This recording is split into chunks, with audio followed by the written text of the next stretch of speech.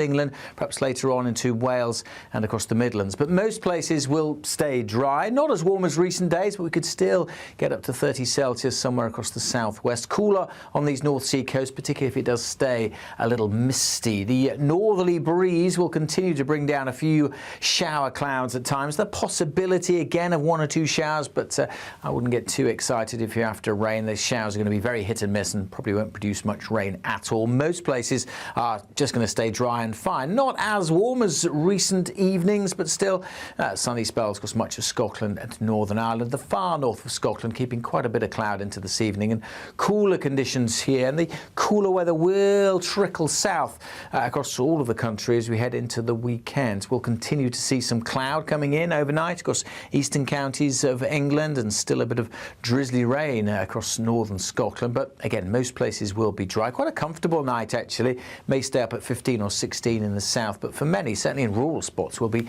down into single figures to start Saturday. We also start Saturday with quite a bit of sunshine, but overall a cloudier day, and the cloud bubbling up and pushing into northern England, later Wales and the Midlands could produce 1 or 2 showers, but again most places won't see them, many places staying dry. Sunny skies continuing across southern parts of England and western Scotland. Still pretty warm in the south, but just not quite as warm as it has been. Goodbye. Expect warm spells with the odd rude interruption. Box Boilers sponsors the weather on GB News.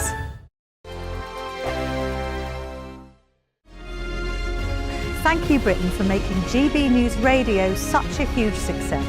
Whether you're in the car, on the go, or listening at home, thank you for choosing us as your radio station.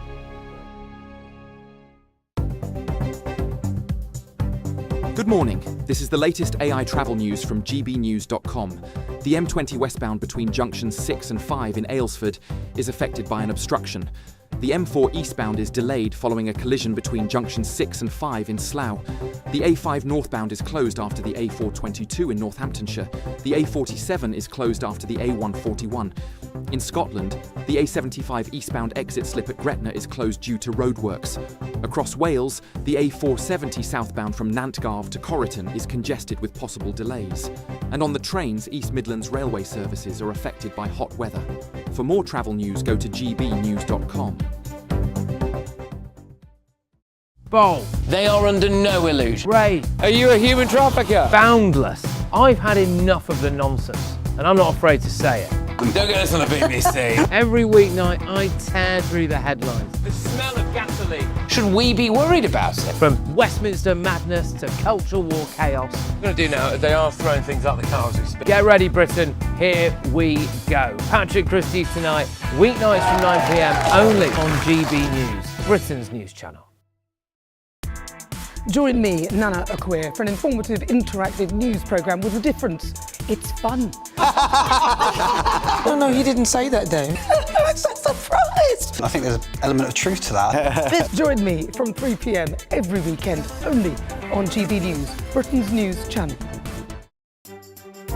Some people enjoy lazy Sunday mornings, but not me. What's the truth of the matter? So that's a very live question. Would you support him if he waters down these plans? Before the spin sets in, I'll be getting to the truth. This is personal. No soft questions, no easy answers. It's one thing if the state has rules in this country. It's another thing whether the police and others actually police them. Setting the agenda and holding those in power to account. You can't really blame her if the system is set up this way. You will not want to miss it, trust me.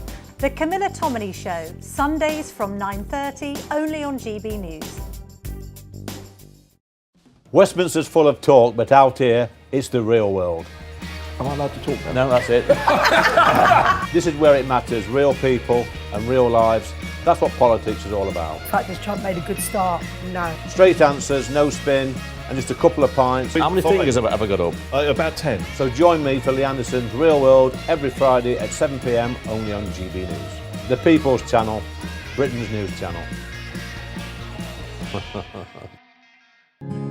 More and more people are now tuning in to GB News. They shape our programmes, we try and incorporate them in our shows as much as we can. Our audience are really interactive. from our listeners, our viewers. They're growing. And that's because they tell their friends and family about what we're doing here at GB News. It feels like the depth of that connection has strengthened as well. Thank you so much for speaking to us on GB News. Come and say hello to everybody that's here from GB News. It's been an exceptional event. We've come a long way here now. Thank you, GB News! What's so unique about GB News viewers is that they really, really love our country. And they talk about us so proudly. We're on a journey together. We are here for all of Britain. We believe in this country, we believe in its people, and we believe in all of the communities who live here. That's what makes us the fearless champion of Britain.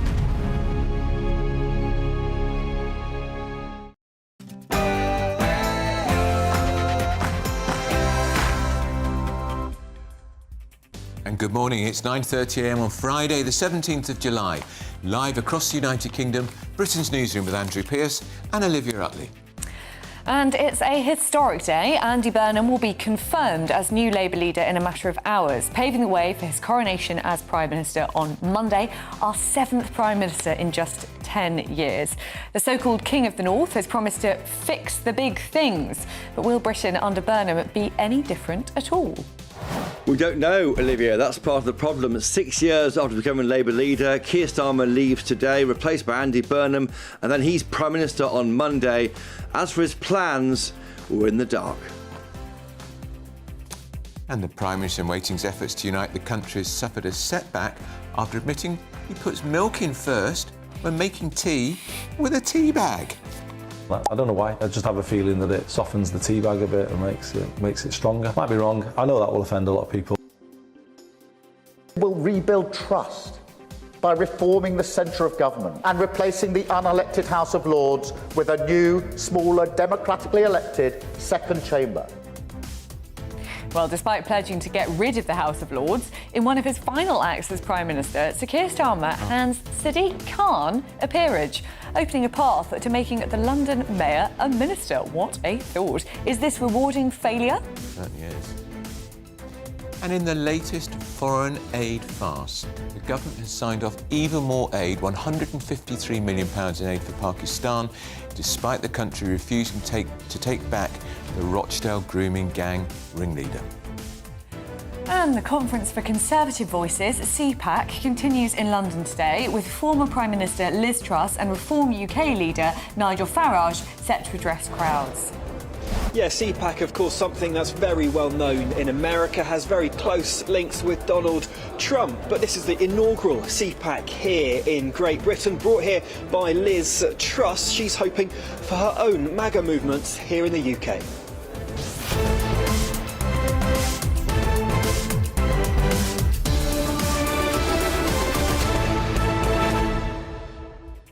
Big day, Labour's 20th leader since it was formed in 1906. Good fact for you. Yeah, and of course, a coronation. Labour members didn't even get to choose him, but at 12 o'clock he will be endorsed as Labour leader at the TUC building. Quite significant, of course, because the TUC continue to pump millions of pounds into the Labour Party every year, and I think he'll be much more sympathetic to the trade unions than Keir Starmer, and he was bad enough. Yes, I think perhaps he will, although, of course, the trade unions really don't like Ed Miliband because of his net zero zealotry, so it'll be interesting to see what Andy Burnham does with him. I was just thinking, Andrew, I think Andy Burnham saying that he puts milk in his tea first is probably the first controversial thing I've ever heard him say.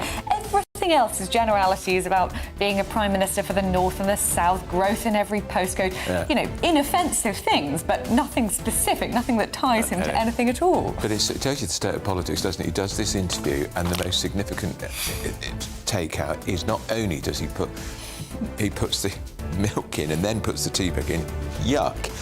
He also has Yorkshire pudding with his Christmas lunch. Oh, please. It's just a level we've descended to.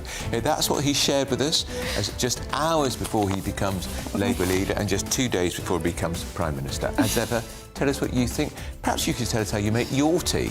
Send your views, post your comments by visiting gbnews.com/yoursay. But first, here's this morning's news. The best in the business, it's Sam Francis.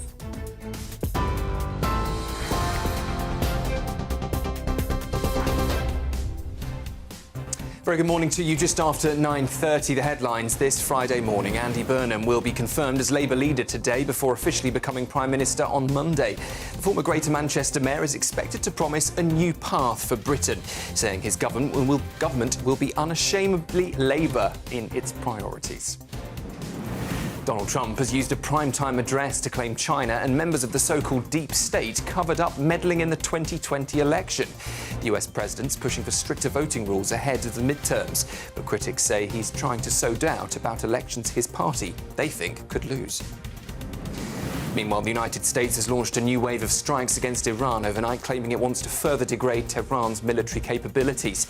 Iranian state media claims multiple residential areas were hit as renewed fighting again disrupts shipping through the Strait of Hormuz.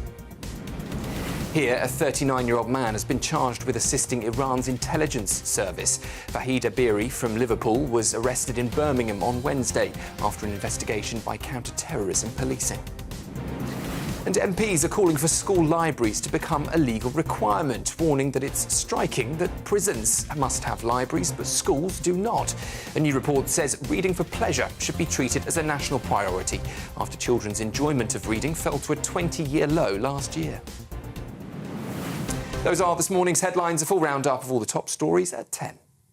Tune in to GB News Radio wherever you are. Online, on DAB digital radio, on TuneIn, on Radio Player, on Nation Player and on your smart speaker. Just say, play GB News.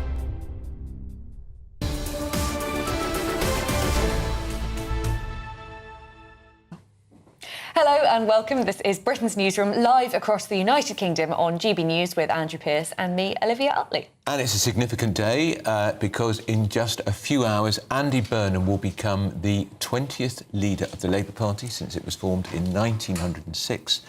And the Makefield MP, as remember, he's Labour leader, courtesy of winning that by-election in Makefield. Will there be a bounce? Will there be a honeymoon? Not sure. Well, reports have surfaced that backbenchers are already planning a rebellion. Their discontent is apparently over reports that the Home Secretary, Shabana Mahmood, is set to be Chancellor, although, of course, we don't yet know that. Very few people will know who's going to be Chancellor of the Exchequer. Very few people... They're calling it Burnham's black box. It's got a black box, mythical black box, where all the secrets are.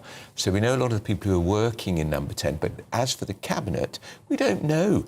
What I think we can assume is Rachel Reeves. She's a goner. She's gone. Because she's useless and deservedly out. So he will, and his new Chancellor will have to show that he's modernising and changing.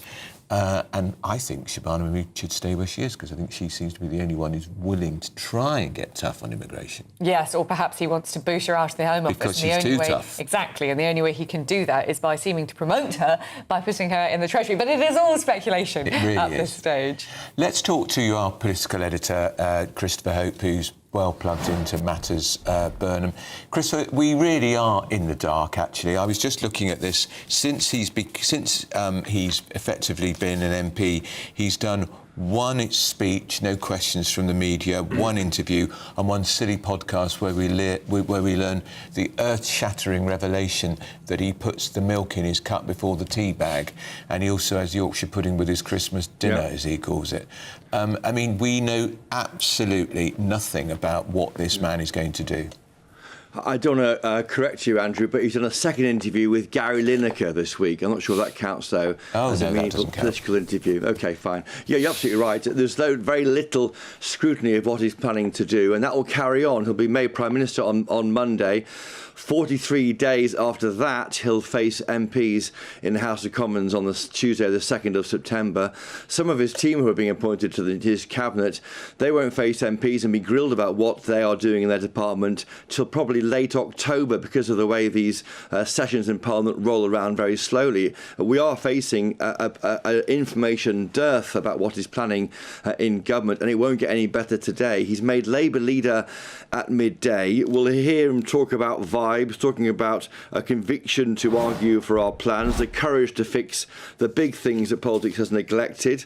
He'll talk about economic renewal, more public control. That could be state control of maybe some utilities, but that will cost money. How will he pay for it? Lots of questions. Reindustrialisation and power in hands of communities. He'll be the leader of the North, South, Scotland, Wales, Northern Ireland, he says. Every town and city, not just Manchester, of course. But what will he do?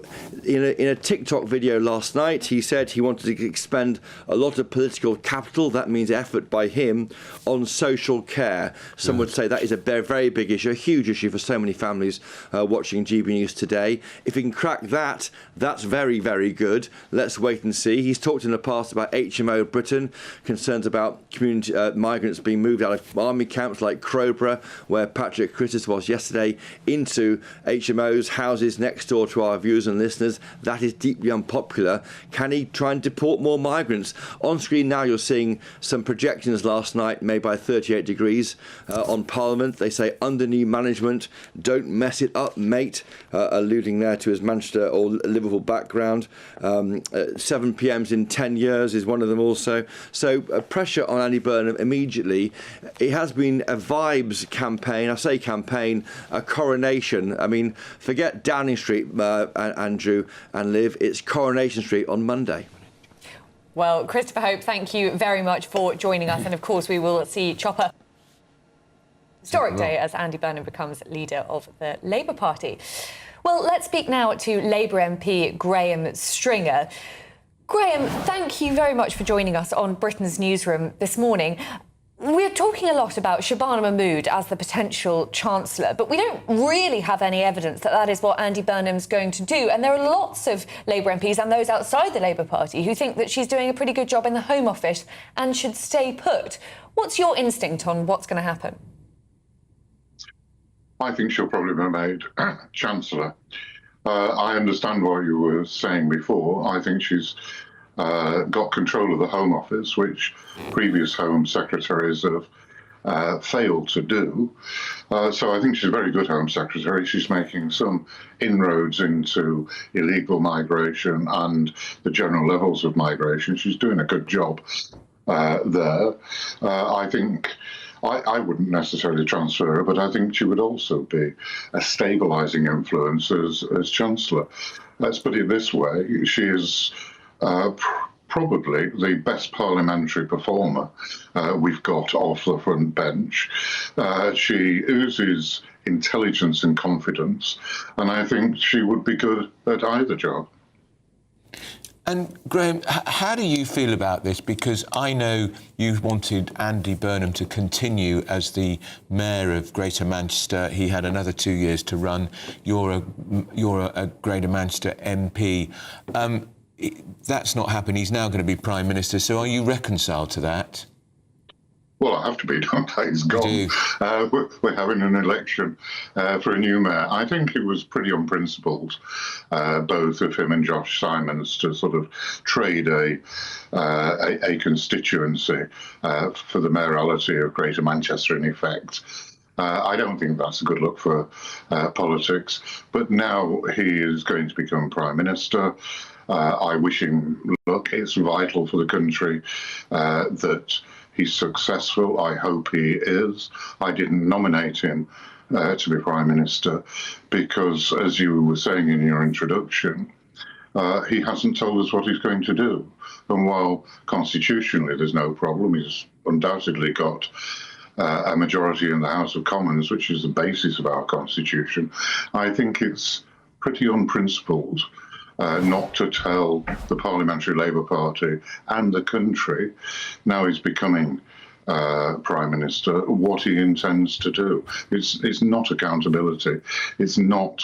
well, it's undermining the basis of democracy, which is about debate and the clash of ideas. And talking of clash of ideas, Graham, if I could ask you, what is the most important issue in your view that this Prime Minister gets to grips with, but perhaps in a way his predecessor failed to do?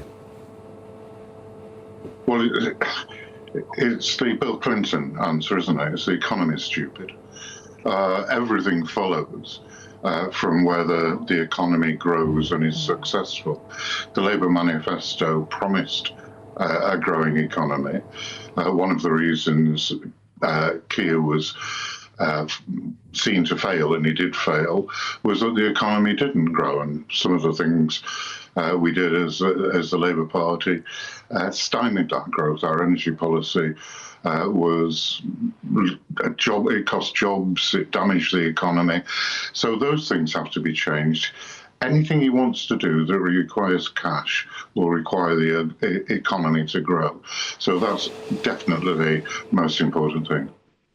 I mean, are there any indications at all that Andy Burnham is going to do anything to grow the economy? He talks about growth, but when you actually delve any deeper, all he seems to want to do is whack up taxes, and he seems to be sticking with the energy policy under Keir Starmer, which, as you say, was pretty unsuccessful. I mean, the real point is, I don't know. Almost you can find for anything Andy has said in the last few months. He said the opposite or something that clashes with it. It is very difficult to interpret, and it irritates me no end. I mean, some of the things that just don't stand up for more than 2 seconds. Growth in every postal code is impossible, even in the most successful economy, because jobs change, offices move, factories close, investment happens elsewhere. You always have a varied growth in the country. What I hope he does is even out the country. The country is so biased economically towards London and the South East. I'm surprised it doesn't tip over. We need to use all the resources and space there is in the regions of this country and the other countries in the United Kingdom, as well as England. We need to use those. And he's said very strong things on devolution, and I hope he understands this, and I hope he can make it work in an economically successful way. If I could ask you just briefly, Graham, he's talked about creating a number 10 of the North. Is that a good idea? It reeked to me, frankly, of gimmickry, but I'm a southerner. Is it something you would welcome? Yes, but I don't know what it is quite yet. But taking power away from Westminster and devolving it to Manchester and other cities and regions, I think is a good thing. One is constantly fighting against a Westminster view of the world, and they, quite frankly, don't understand what happens in Yorkshire and Lancashire and Cornwall. Their focus is, and in this Labour government, the focus is not just London. It appears to be the North London, where a disproportionate number of peers who are being made, a disproportionate number of ministers actually come from North London.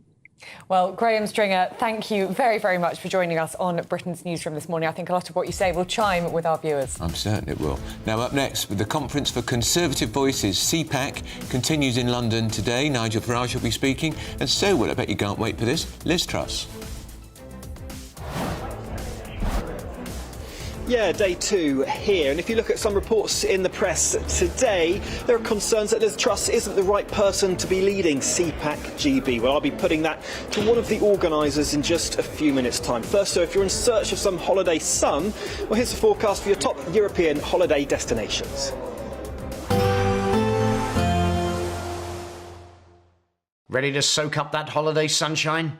Won't we need some cover? No worries. All sorted. All Clear Travel Insurance sponsors GB News Travel Destinations Forecast. Loads of sunshine around the Mediterranean at the moment. The heat's really focused across Italy, but we are going to see temperatures rising in Spain once more next week. Pretty hot and sunny across most of the Greek islands currently too. There's that hot sunshine across Italy. Small chance of 1 or 2 isolated thundery showers across the far north. Sunny skies for most of Spain. Sunny spells for the Canaries as well. Temperatures will be dipping a little bit in Rome over the next few days, but plenty more sunshine to come. All Clear Travel Insurance sponsors GB News Travel Destinations Forecast. GB News Breakfast. Every day from 6 a.m. What do you think about where we're going to get our future athletes and our Olympians from when we're telling our children, oh, you can't go out and partake in sports today because it's a bit hot? It really worries me. We have a generation that spend their life being very inactive, an awful lot of time on mobile telephones, coming up with every excuse as to not to move and not to be moving. Sport in schools is where we can catch every kid. And the kids that will lose out are the kids that come from areas of deprivation, because the parents that can afford to make sure their children do sport will still do that. But the parents that can't afford, sadly, will miss out. So it's really important that our kids, do enough physical activity, lay down these habits, understand about how their body works and nutrition and food and looking after themselves and health. We have a health crisis. It's really important we start early. The People's Channel. This is GB News, Britain's news channel. GB News entertainment editor Alex Davies joins us now. What a woman, what a voice, what an incredible life. What more can you tell us? Yeah, like you said, she's a singer whose songs have transcended generations, really. Everybody knows Total Eclipse of the Heart. Everybody knows Holding Out for a Hero. She's been awarded an MBE. She represented the UK at Eurovision. And it's just very sad. Tributes have already started to pour in from across the showbiz world and just fans in general. This is somebody who's, like I said, transcended generations with her music and will continue to do so posthumously. Well, thanks so much. I met her just once in a green room. She was an absolute delight, and even speaking, she had that great rasping voice. Oh, what an incredible voice. Incredible voice. GB News, the People's Channel. Britain's Newsroom, weekday mornings from 9:30. So you go along to the car showroom and only like 10%, at most maybe 15%, pay cash. The rest buy on some form of financing. And you often buy, it's a bit like a mortgage, and it's like buying a mortgage from the estate agent, which we all know is a terribly bad idea. Yeah. But this is what people did. And the scandal is, the guys in the showroom were acting as dealers and brokers, and they were in many cases inflating the interest rate that you paid so that they could get a bigger commission. And they didn't declare that. So you basically ended up paying more for your car than you would otherwise have done if you'd gone into the open market and found yourself, a better deal. How did that come to light? Well, over many years. This has been going on since 2007. GB News, the People's Channel.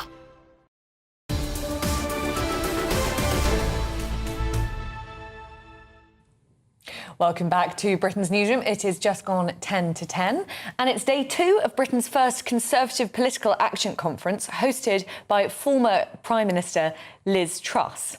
Well, GB News reporter Will Godley is at the conference in central London for us.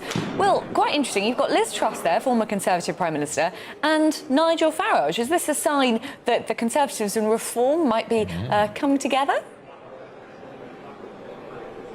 Oh, who knows? That's something some of the delegates here would like to see. Others, though, absolutely would not want that at all. I'm joined now by one of the organisers here, Mercedes Schlapp, Senior Fellow at CPAC. And I want to put some of the concerns that I've been speaking to delegates about, and also some in the press as well. One thing people saying, asking the question, why not more people are here? Lots of empty chairs today, as there were yesterday. Is this a case of the ideas aren't welcome here in the UK? What's being spoken about? Well, I think for CPAC UK, that's been a vision of Matt Schlapp and being able to partner with Liz Truss to get CPAC here in the first place, to have this dream accomplished has been incredible. I think like every conference, sometimes it starts small and then it grows and it expands. This is about bringing people together. It's a networking opportunity so that Conservatives don't feel like they are alone in this fight, and being able to hear from incredible speakers, as we're going to see tonight with Nigel Farage, I think it shows the fact that we have to come together. It is about bringing these allies together to ensure that we can really make a change in this electoral process here in the UK. Wonderful. Mercedes Schlapp, thank you very much for joining us on GB News. Lots more coming up from CPAC throughout the day. Thanks, Will. And still ahead, of course, an historic day. Andy Burnham will be confirmed as Labour leader in just 2 hours' time, paving the way for his coronation as Prime Minister on Monday. Our 7th in 10 years. What on earth has happened to this country? This is Britain's Newsroom, Britain's favourite morning show on GB News.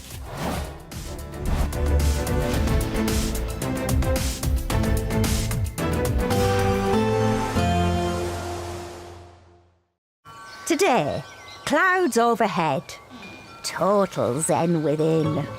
Boxed Solar sponsors the weather on GB News. Morning, welcome to your latest weather update from the Met Office here on GB News. The next few days will bring more dry and sunny weather for the vast majority. It's going to turn a little cooler through the weekend.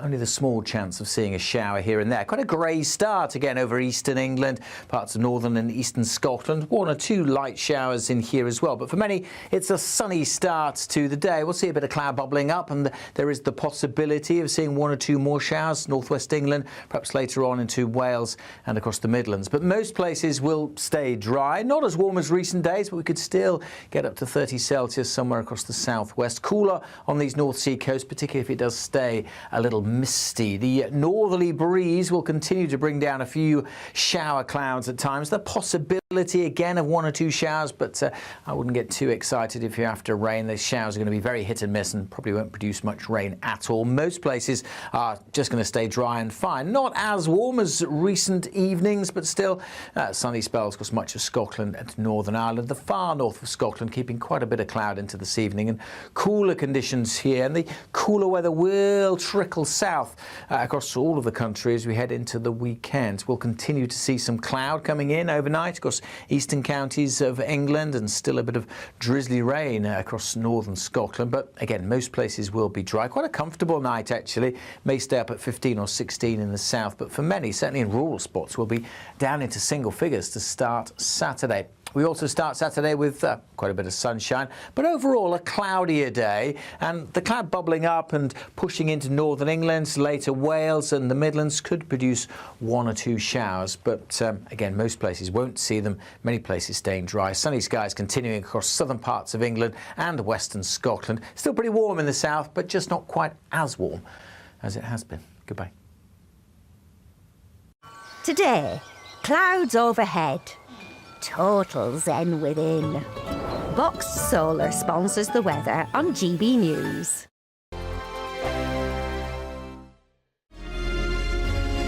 Thank you, Britain, for the thousands of you who are becoming friends of GB News each and every week.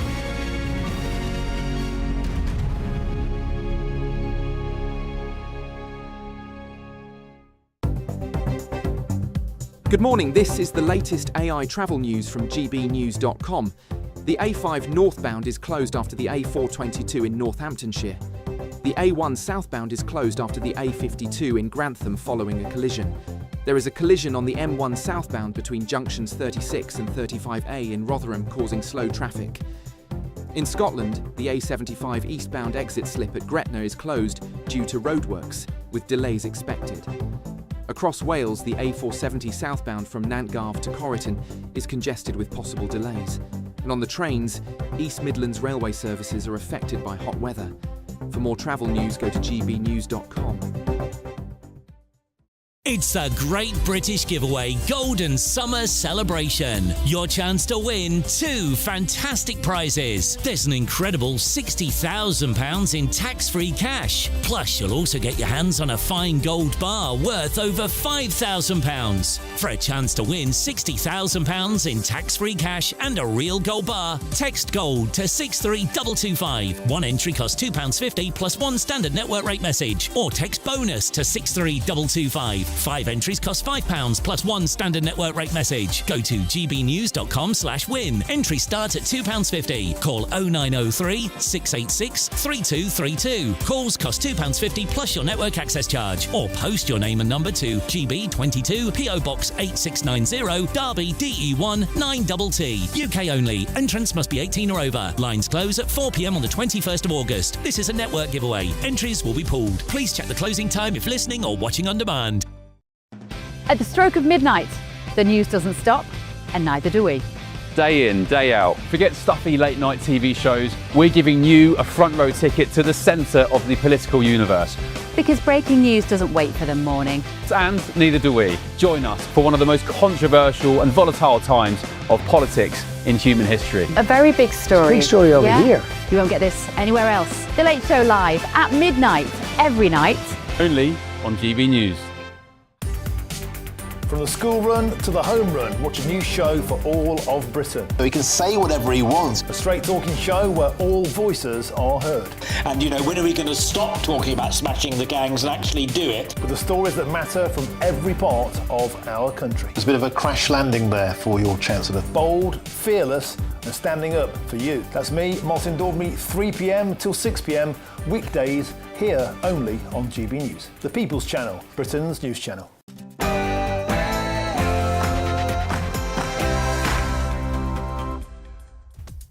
Welcome back. It's 10 a.m. on Friday, the 17th of July, live across the United Kingdom. This is Britain's Newsroom with Andrew Pearce and me, Olivia Utley. Well, it's a historic day. Andy Burnham will be confirmed as the new Labour leader in just 2 hours, paving the way for his coronation as Prime Minister on Monday, our 7th Prime Minister in just 10 years. The so-called King of the North has promised to fix the big things, but will Britain under Burnham be any different at all? We just don't know, Olivia. That's part of the problem. He's not speaking to journalists. He's doing controlled media appearances. And this may carry on. He takes over as Prime Minister on Monday and won't face MPs until September, 43 days later. Well, Andy Burnham made plenty of promises in his election campaign here in Makerfield with things like cutting the cost of living, but locals tell me this morning the pressure is on for him to deliver them. Well, the Prime Minister in waiting's already discovering what it's like to be Labour leader because there's a backbench rebellion over who he's going to choose as mayor, and he's admitted controversy. He puts milk in first when making a cup of tea, the tea bag. I don't know why, I just have a feeling that it softens the tea bag a bit and makes it stronger. Might be wrong, I know that will offend a lot of people.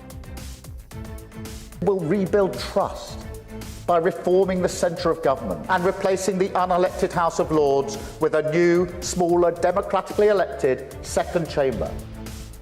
Well, despite pledges to get rid of the House of Lords, in one of his final acts as Prime Minister, Sir Keir Starmer has handed Sadiq Khan a peerage, opening a path, potentially, to make the London mayor a minister. Is this just rewarding failure, do you think? It certainly is.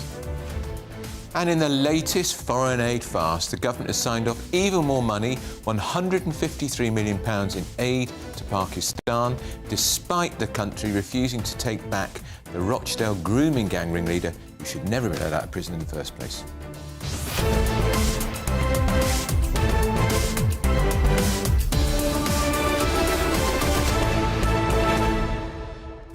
And let me tell you how they did it. They did it right at the end of the parliamentary programme. Sneaked out, written answer, hoping nobody would notice. We always do. That's the job of the media, to catch these things out and to expose it. So the aid has gone up, despite this great controversy that this repulsive man is still in our country and Pakistan are refusing to take him back. Well, one of my big questions, obviously, the fact that they won't take back Shabir Ahmed is shocking. I'd like to know why we're giving aid to Pakistan in the first place. It's the 42nd richest country in the world. If you measure it by actually the price of goods, Pakistan goods are pretty cheap. It's the 24th country in the world. It's richer than the Czech Republic. Are we giving aid to the Czech Republic? The other thing I would say is no more visas. No more visas, and that's what Chris Philp has said as well. I can't understand why the Home Office doesn't move on this. Is it diplomatic reasons? Can't really get a head around it. Or is it because the Labour Party doesn't want to upset its very large Muslim vote? Who would think that could possibly be a possibility? Do you think so? I'm being a little bit cynical here. As ever, tell us what you think. Send your views and post your comments by visiting gbnews.com/your say. But first, here's the news with Sam Francis.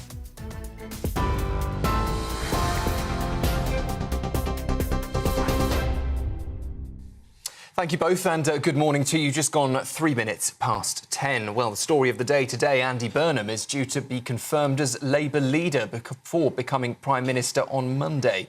The Makerfield MP will be named as Sir Keir Starmer's successor at a special party conference in central London later. He's expected to promise a government focused on growth in every postcode, returning power to communities and creating a new Downing Street team in Manchester, known as Number 10 North. Speculation is also growing over Mr Burnham's first cabinet, with live discussions reported around Home Secretary Shabana Mahmood becoming Chancellor. But this morning, Labour MP Graham Stringer told us that he's not convinced that Andy Burnham has a clear plan for government. He hasn't told us what he's going to do. And while constitutionally there's no problem, he's undoubtedly got a majority in the House of Commons, which is the basis of our constitution, I think it's pretty unprincipled not to tell the Parliamentary Labour Party and the country, now he's becoming Prime Minister, what he intends to do. It's not accountability. It's not... well, it's undermining the basis of democracy, which is about debate and the clash of ideas. Also this morning, Donald Trump has used a prime-time address to claim that China and members of the so-called deep state covered up meddling in the 2020 US election. The president said he had declassified intelligence showing shocking vulnerabilities in America's election system. He's now urging Congress to pass new voting laws, including photo ID, proof of citizenship to register, and tighter rules on postal votes. But opposition parties say that the speech is an attempt to cast doubt on November's midterm elections. Several major US networks didn't carry the address live last night, prompting the president to accuse them of being involved in a plot. Over a period of years, starting during the 2020 election cycle, the People's Republic of China carried out what is believed to be the largest compromise of election data in history, resulting in China's illicit acquisition of 220 million U.S. voter files. That information includes names, addresses, phone numbers, political party preferences, and other sensitive data. The United States has launched a new wave of strikes against Iran, saying it wants to further degrade Tehran's military capabilities. Iranian state media says American projectiles struck multiple residential areas and key port areas and military facilities in the Strait of Hormuz. The renewed escalation has again disrupted shipping through one of the world's most important oil and gas routes, pushing up energy prices further. Iran responded with missiles and drones aimed at US military bases in the region, while Washington has again blockaded Iranian ports. Here, a man from Liverpool has been charged with assisting Iran's intelligence service following an investigation by counter-terror police. 39-year-old Vahid Abiri is accused of an offence under the National Security Act. He was arrested in Birmingham before detectives carried out searches at properties in Birmingham and Liverpool. Officers say that they have not identified any direct threat to the public or any community or individual in connection with the investigation. MPs are warning that tough access to legal aid is creating an unacceptably high risk of miscarriages of justice. A new report says the financial threshold for criminal legal aid in magistrates' courts is shockingly low. The threshold has not been uprated since 2009, despite prices rising by 64%. MPs say that earning the national minimum wage may be judged too well off to qualify, and are urging ministers to increase the limits in line with inflation and the cost of living. Those are the 10 o'clock headlines for you. Now it's back to Andrew and Olivia.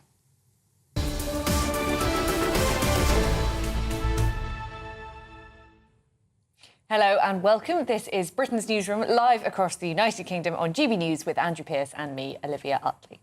As ever, we want to know what you think. Send your views and post your comments by visiting gbnews.com/you'll say. We will share some of those views at various points during the programme. We will indeed. Someone's just written in to say that they think adding milk to the tea before the tea bag is a sackable offence, and that's got rather a lot of likes. Well, I've got to tell you, I always put the tea... if I made a pot of tea, I would put milk in my cup first. Well, that's OK, but the problem with putting the milk in and then the tea bag is that you're then putting the water on. It's not boiling water anymore, is it? I know, exactly. And the whole point about tea is, as my dad would say if he was doing it, it's got to be boiling water, It's got to be boiling son. water.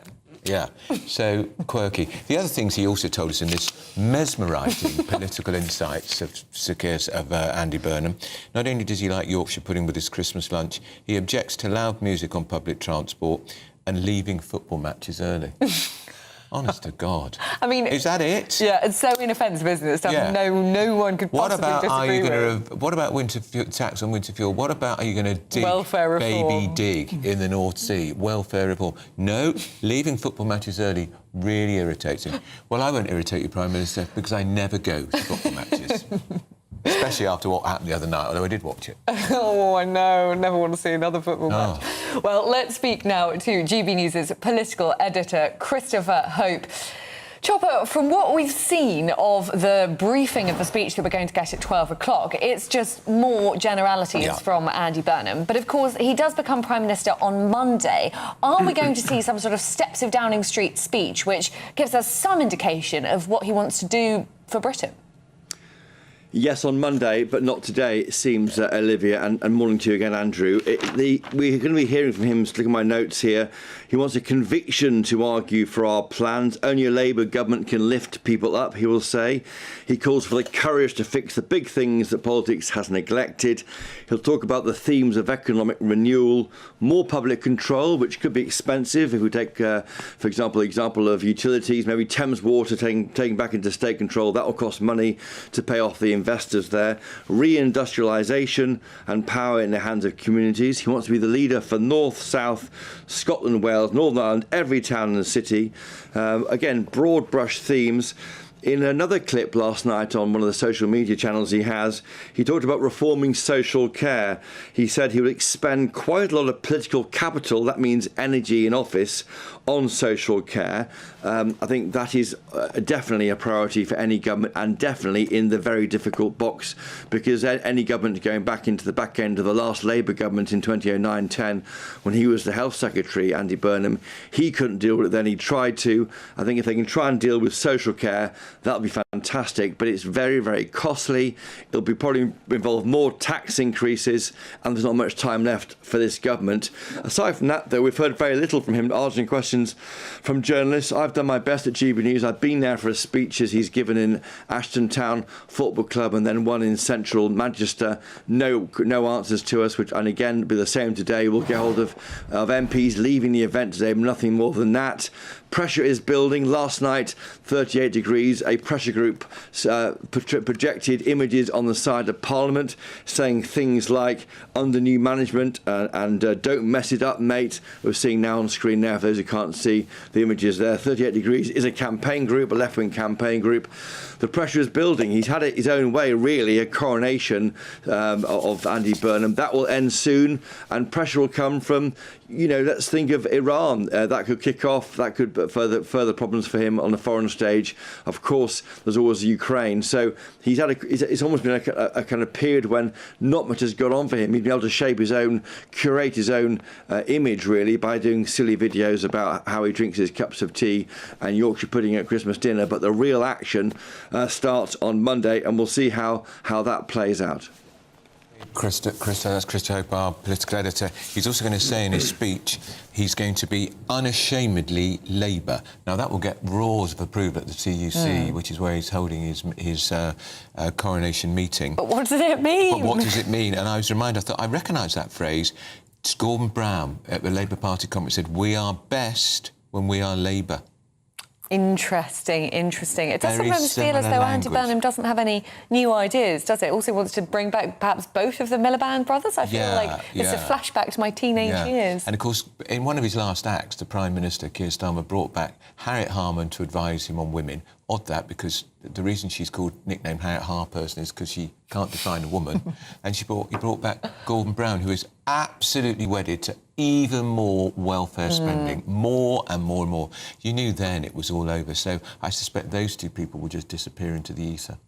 Yeah, very true. Also, James Pennell in number 10 now, isn't he? Yes, he's coming in number 10 as Chief of Staff. Now, James Pennell resigned from Gordon Brown's cabinet in 2009. He had a junior role, Culture Secretary.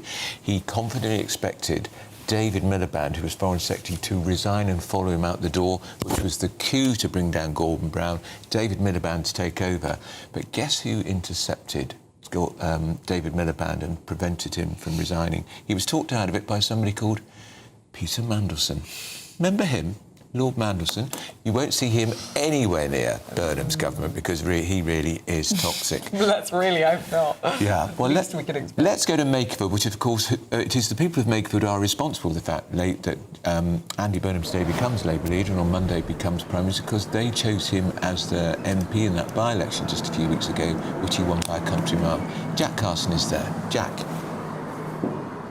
Yeah, thanks very much to you both. Well, there's certainly no surprise here in Makerfield that Andy Burnham is going to be announced as the winner of this Labour leadership contest today. One lady, when I asked her that question, she walked by me, said she thought it was crazy that there's no sense of debate of ideas even before he takes over as Prime Minister. Of course, as you've been hearing from Chris there's still a lot of ambiguity in terms of exactly what specific policies Andy Burnham might be bringing in. He's made a lot of promises during the by-election campaign here specifically, talking about helping with the cost of living of people. This is an area that when we came here during that election period and afterwards, people said they really needed, to see change quickly, to be able to feel that change quickly. He said things about reducing business rates for high street shops, for hospitality businesses, and ultimately, on a high street like this where many people say it's not the same as what it used to be years ago, that kind of immediate impact support is what people here are looking for. But ultimately, when you add all of it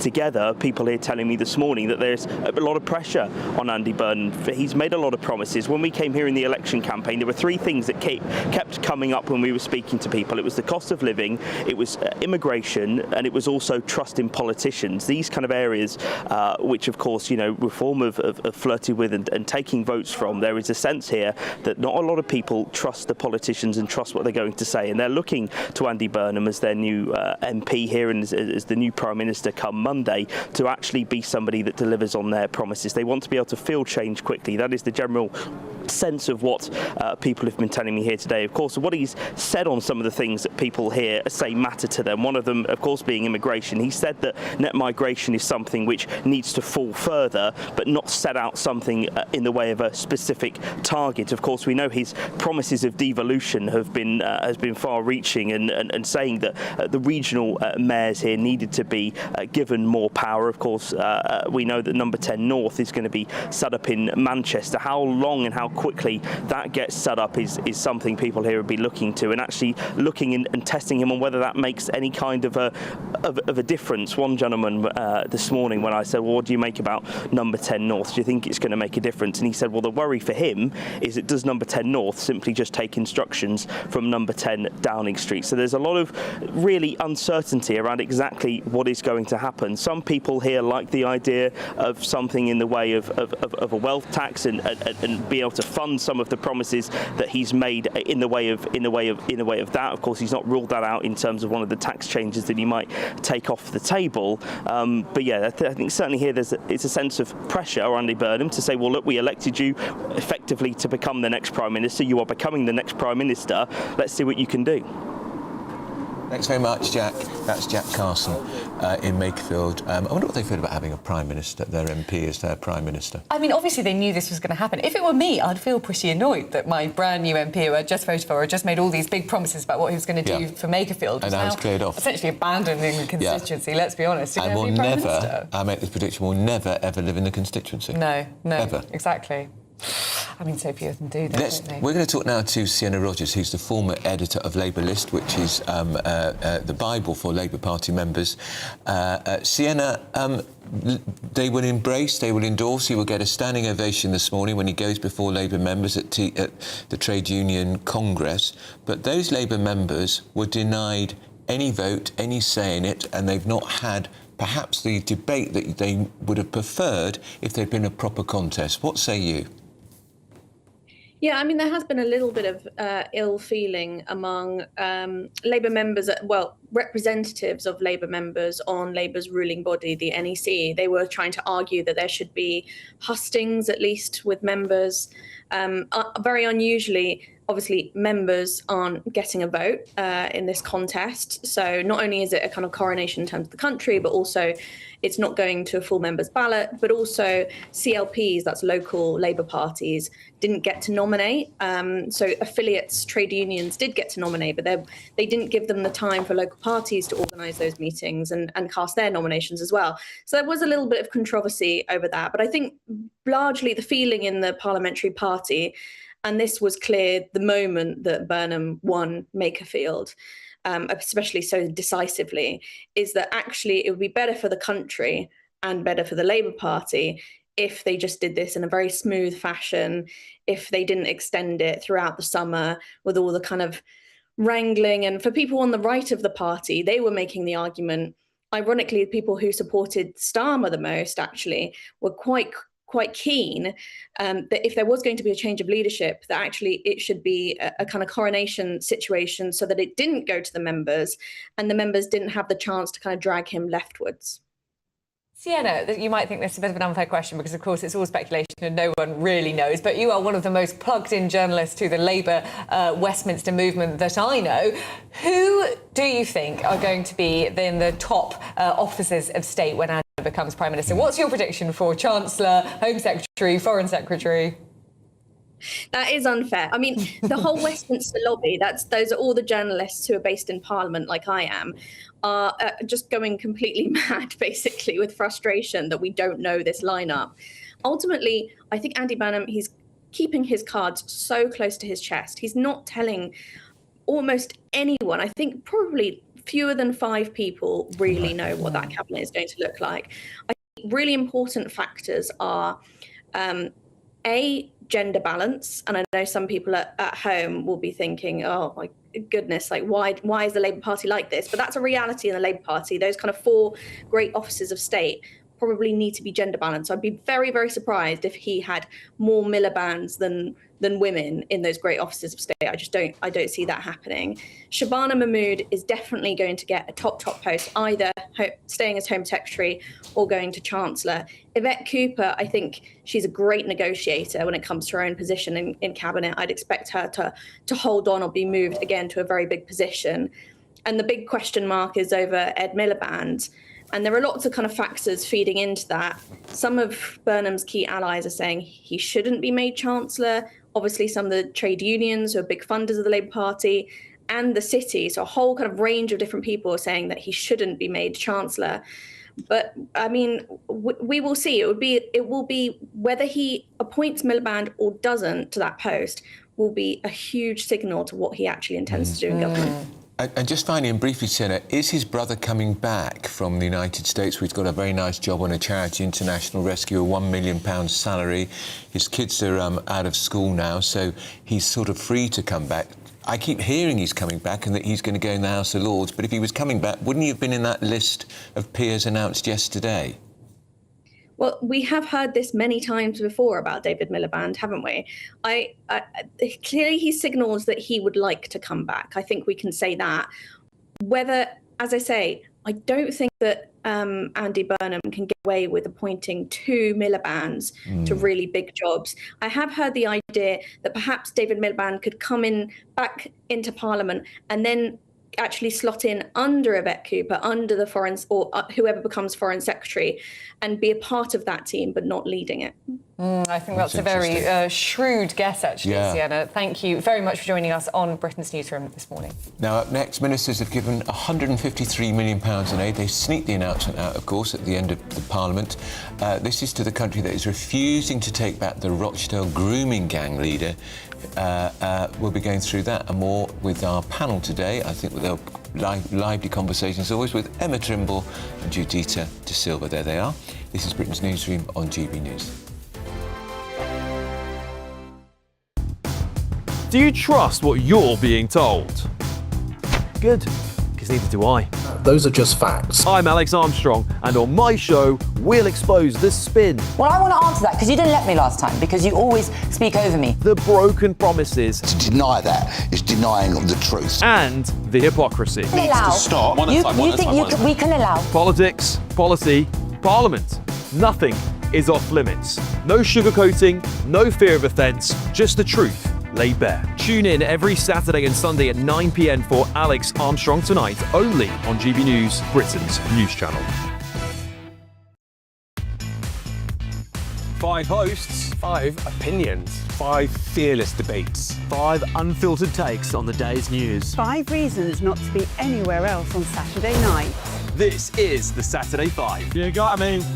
You got me good there. Britain's biggest Saturday night TV show. It's not a bad brand. Yeah. Uncensored. Very, very racy tonight on the unpredictable. What does she say? Can you translate it for us? And always entertaining. And how can a country go from being led by William Wallace Saturday nights from 6 p.m. only on GB News, the People's Channel. Britain's news channel. You're going to want to stay tuned, trust me. Join me, Nana Akwe, for an informative, interactive news programme with a difference. It's fun. No, he didn't say that, Dave. I'm so surprised. I think there's an element of truth to that. Join me from 3 p.m. every weekend, only on GB News, Britain's news channel. Here at GB News, we made a promise to tell your stories. And on the 6th of August, we're marking 5 years of doing exactly that. Celebrate with us by having your say. Join in the debates live on TV and radio. And meeting your favourite presenters across the country, from Leeds to Aberdeen, from Belfast to Barry Island. Plus, join me in Essex for our biggest live show of the year. Scan the QR code or visit gbnews.com/celebrate. Terms and conditions apply. At GB News, we love to hear from you, our loyal community. So drop us a line at gbnews.com/yoursay. There you can talk to each other and also to the presenters live on air.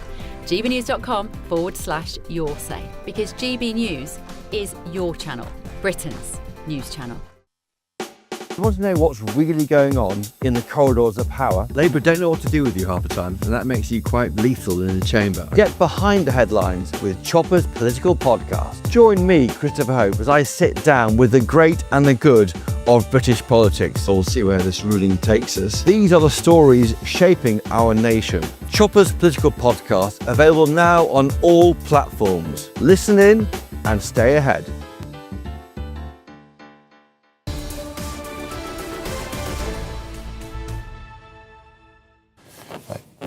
Welcome back. It is 10:25 and this is Britain's Newsroom on GB News with Andrew Pearce and me, Olivia Utley. And we've got in our panel here, Emma Trimble and Judita De Silva in the studio. Pakistan, Emma, will not go away, and nor should it. Now we know that not only are we giving... I was saying on Monday on this programme, look, we give Pakistan £133 million aid, withdraw it if they don't take back this repulsive... grooming gang, Syria, the leader of the gang. We now discover, Foreign Office have sneaked the figures out, it's now gone up to 153 million. Yeah, I mean, it's absurd that the minister should have announced that in the Commons, and so they could have been challenged on it. Yeah, we're giving them this money despite the fact that, Pakistan is not... I don't think we should be giving aid to Pakistan in the first place. But the reason why we give aid is because it gives us soft power. Yeah. Particularly to a country like Pakistan. Obviously, that soft power is not working. This is not the language that they speak. The fact that, this is not tied to them, not just taking back this guy, but others like him. The fact that it's, 153 million, and that we're giving that to them now when they've not been playing ball on taking this guy back. I mean, it's actually insulting to the taxpayer, I think. I mean, what's your view on this, Judita? Because I'm minded to agree with Emma on this, but there is a quote here from someone high up in the Pakistani government who says, the individual concerned is a British national who spent his entire adult life in the UK and was duly convicted by a British court for reprehensible offences committed on British soil. I mean, playing devil's advocate, do they have a bit of a point? It is technically true, so that's why he's so boldly saying it publicly. But I'm kind of two minds about it, that I do agree that, in general, when you've got acquired nationality and you commit a heinous crime, you have to serve the sentence according to that country, and you should be deported because it's a deterrent that once you violate the rules of that land, you get deported. And again, they have to look at that 1971 law about there are protections that Commonwealth countries have, and that is a historical partnership that happens across all Commonwealth nations. And when you think of the late Queen Elizabeth, how important that was to hold on to, because when things go awry, you do sound the clarion call, and they all come marching to stand alongside Britain. That is why you preserve those diplomatic relationships. Also, when you say it's just soft power, it isn't just soft power. There is a lot of things to do with industry and production that you offset to India and Pakistan. You need them because, one, it's cheap labour, it's mass labour, and it's not done on home soil. So there are benefits in preserving aid, in giving aid to Pakistan, that you're looking at the long-term benefits. But I agree they shouldn't take advantage of that. When a man like this has done something that heinous, negotiations should move to a different quota where you violated the very benefits that you have been able to enjoy. The irony as well is it's all about a law passed in 1973. When that law came in, Pakistan had withdrawn from the Commonwealth. So it's another reason we should to say there's a loophole here. He's out, and we can fix the loophole in 24 hours with all party support. On paper, I do agree, because when it comes to this particular individual. I think he's abhorrent. But again, like I always say in situations like this, especially in politics, follow the money. Yeah. It is too dangerous for Britain to get in acrimonious diplomatic relations with Pakistan because of how much they offset in Pakistan, in that region. And they know if you accuse a government of not being pro-business, look at the kinds of business relationships that you could violate if you have issues with Pakistan. Well, it's also that now in Britain, we have an enormous Pakistani community. Yeah. So these are also voters that you're talking about if you decide to cut aid to Pakistan. Yes. And so this is why mass migration constrains foreign policy. It constrains things like, you know, where we choose to spend our foreign aid and what the political consequences would be of cutting that. And I think you're absolutely right, Andrew. There's a big question mark over whether this law should actually apply to protecting Well, because they weren't in the Commonwealth But at the time. we had the same conversation over Shamima Begum, where people would say, you know, because you're stripping the citizenship of somebody who is from an ethnic minority background, that there is something somehow inherently discriminatory or racist about that. But the reality is that if you have dual citizenship, you have certain privileges, actually, that people who only have British citizenship or a single citizenship have, because you also have an entitlement to citizenship elsewhere. And as you said, Judita, you know, there are certain responsibilities that come with being a dual citizen. And if you do something as absolutely abhorrent and evil as this man has done, then of course you should be stripped of your citizenship and you should be deported. And I think the British government need to be throwing their weight around more and actually using hard power. I don't think go to war with Pakistan, but using a more hard power withdraw the strategy. visas, for example. Precisely. And this is a big test for Burnham, who said a few weeks ago, I will do everything I can to get this man out. What's he going to do? I think he's going to do nothing. And the reason why I think he's going to do nothing, we saw this with the comments that he made over Gaza. He is trying to have to create as broad a kind of consensus and a broader church as possible within the Labour Party. I think if he were to go to an early election, particularly, there are a lot of Labour MPs, Shabana Mahmood, who may be featuring and having an important role in his government, and perhaps we'll talk about that later. But her seat is one of the seats that's at risk to independent Muslim candidates. Her majority has collapsed. Wes Streeting is another one whose majority was slashed by the Muslim vote. So I think that, you know, he's going to be very careful not to alienate certain communities. I don't think so. I think that he's actually... Because I can see you giving this, I think that he's actually going to... This is an easy win for him, because the difference in the Shamima Begum case is that it was an issue of she was groomed at an influential age. So who was she back then and who is she now? With this, there is a unanimous condemnation for this man. I hope you're right. I hope you're right. Judita, we are going to have much more in the next hour. Thank you very much for joining us. But now it's time for your 60-second news update with Sam Francis.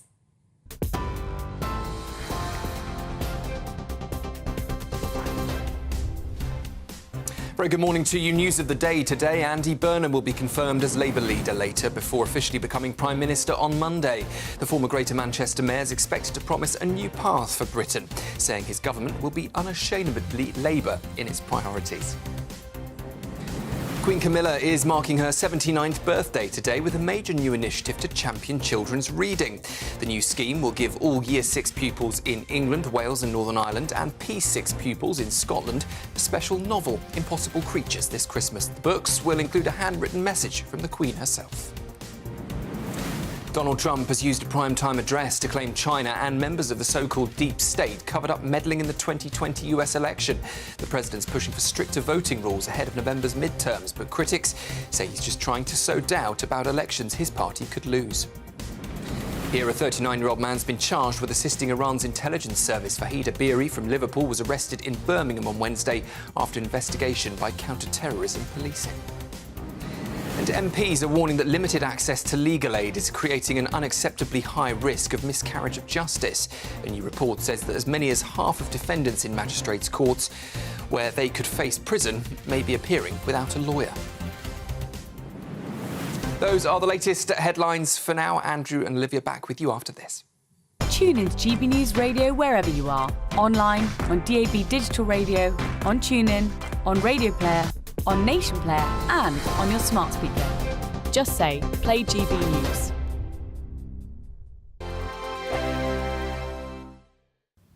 Morning, welcome to your latest weather update from the Met Office here on GB News. The next few days will bring more dry and sunny weather for the vast majority. It's going to turn a little cooler through the weekend. Only the small chance of seeing a shower here and there. Quite a grey start again over eastern England, parts of northern and eastern Scotland. 1 or 2 light showers in here as well. But for many, it's a sunny start to the day. We'll see a bit of cloud bubbling up, and there is the possibility of seeing 1 or 2 more showers, northwest England, perhaps later on into Wales and across the Midlands. But most places will stay dry. Not as warm as recent days, but we could still get up to 30 Celsius somewhere across the southwest. Cooler on these North Sea coasts, particularly if it does stay a little misty. The northerly breeze will continue to bring down a few shower clouds at times. The possibility again of 1 or 2 showers, but I wouldn't get too excited if you're after rain. Those showers are going to be very hit and miss and probably won't produce much rain at all. Most places are just going to stay dry and fine. Not as warm as recent evenings, but still sunny spells across much of Scotland and Northern Ireland. The far north of Scotland keeping quite a bit of cloud into this evening, and cooler conditions here, and the cooler weather will trickle south across all of the country as we head into the weekend. We'll continue to see some cloud coming in overnight across eastern counties of England, and still a bit of drizzly rain across northern Scotland. But again, most places will be dry. Quite a comfortable night actually. May stay up at 15 or 16 in the south, but for many, certainly in rural spots, will be down into single figures to start Saturday. We also start Saturday with quite a bit of sunshine, but overall a cloudier day, and the cloud bubbling up and pushing into northern England, later Wales and the Midlands could produce 1 or 2 showers, but again, most places won't see them, many places staying dry. Sunny skies continuing across southern parts of England and western Scotland. Still pretty warm in the south, but just not quite as warm as it has been. Goodbye. Thank you, Britain, for the thousands of you who are becoming friends of GB News every week. You're not only watching and listening to our programmes, you're becoming part of them too.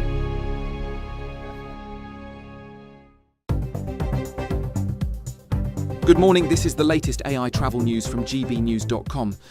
There is a lane closure on the M23 northbound at Junction 9 in Gatwick. The M5 northbound between junctions 5 and 4A in Bromsgrove also has a lane closure. The A5 is closed after the A453. In Scotland, the A75 eastbound exit slip at Gretna is closed due to roadworks. Across Wales, the A470 southbound from Nantgar to Corriton is congested with possible delays. And on the trains, East Midlands railway services are affected by hot weather, and Gatwick Express has disruption between East Croydon and Gatwick Airport. For more travel news, go to gbnews.com.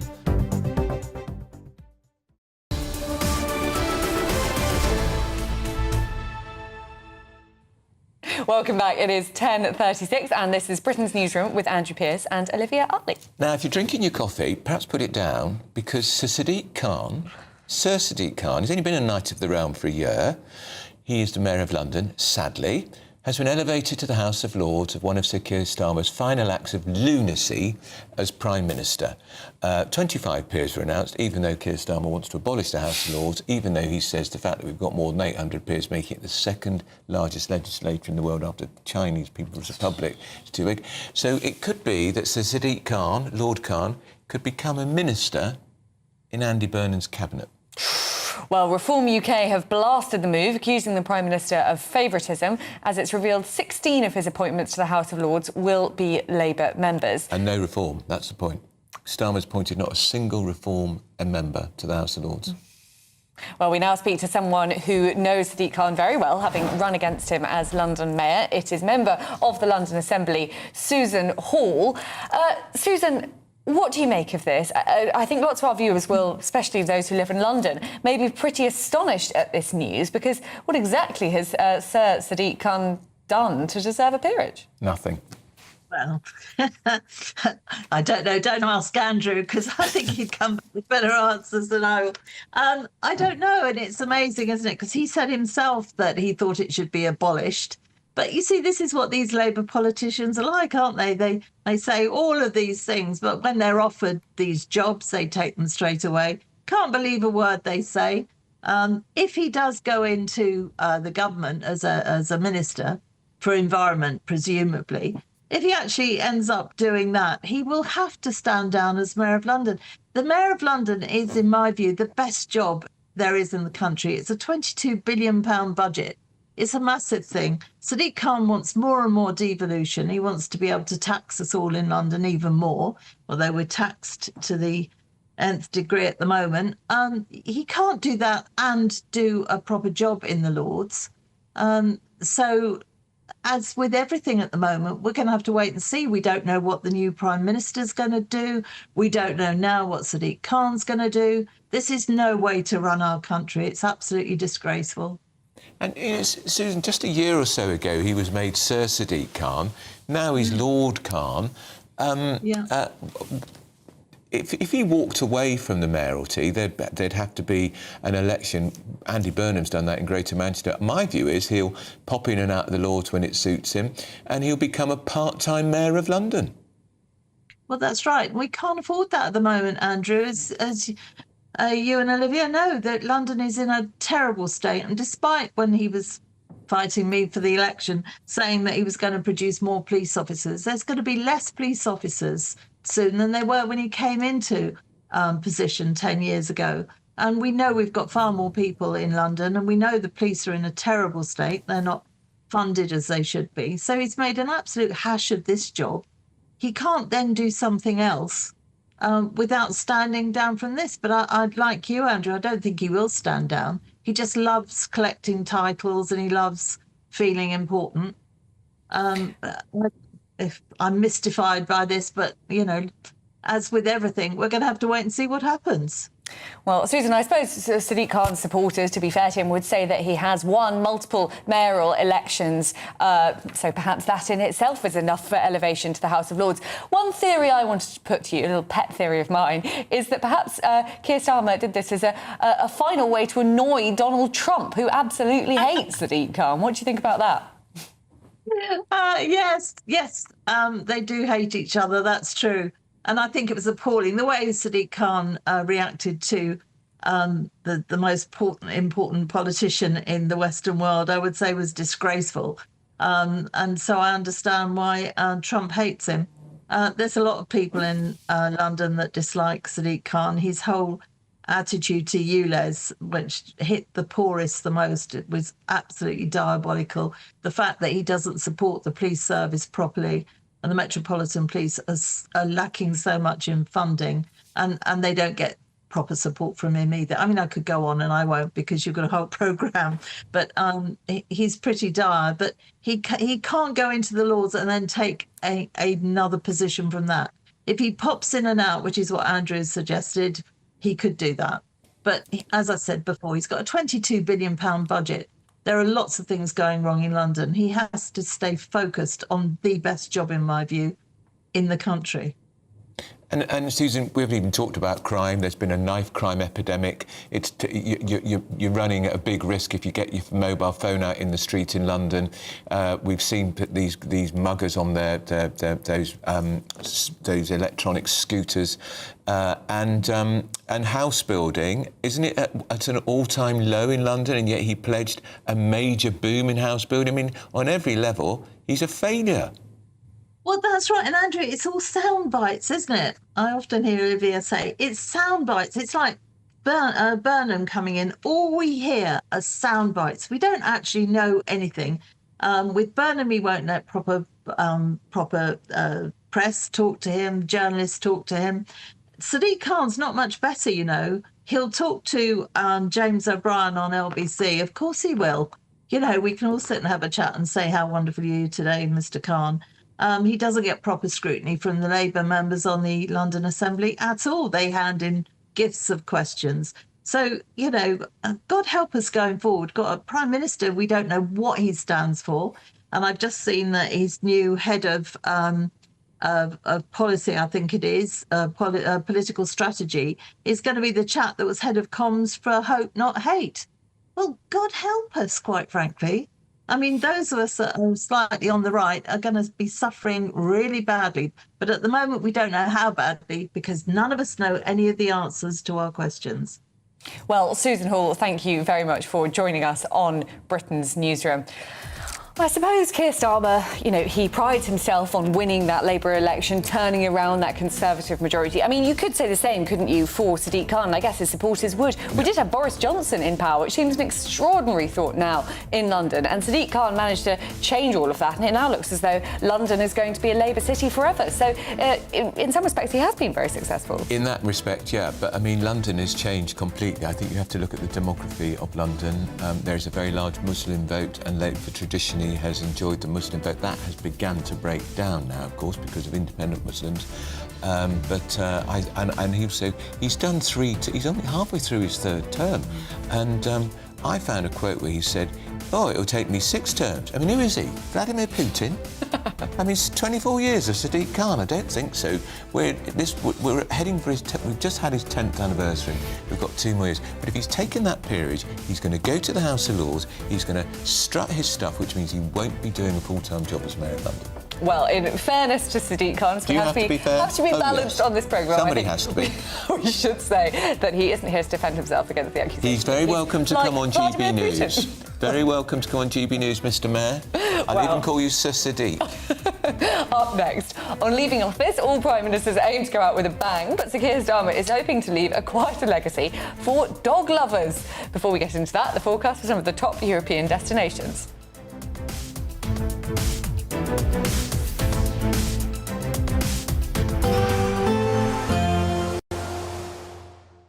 I forecast a perfect holiday in the sun. Weather looking good then? For sure, and no worries about our travel insurance. All Clear Travel Insurance sponsors GB News Travel Destinations forecast. Loads of sunshine around the Mediterranean at the moment. The heat's really focused across Italy, but we are going to see temperatures rising in Spain once more next week. Pretty hot and sunny across most of the Greek islands currently too. There's that hot sunshine across Italy. Small chance of 1 or 2 isolated thundery showers across the far north. Sunny skies for most of Spain. Sunny spells for the Canaries as well. The temperatures will be dipping a little bit in Rome over the next few days, but plenty more sunshine to come. All Clear Travel Insurance sponsors GB News Travel Destinations forecast.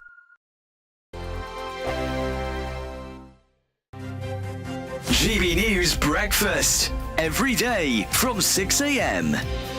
What do you think about where we're going to get our future athletes and our Olympians from when we're telling our children, oh, you can't go out and partake in sports today because it's a bit hot?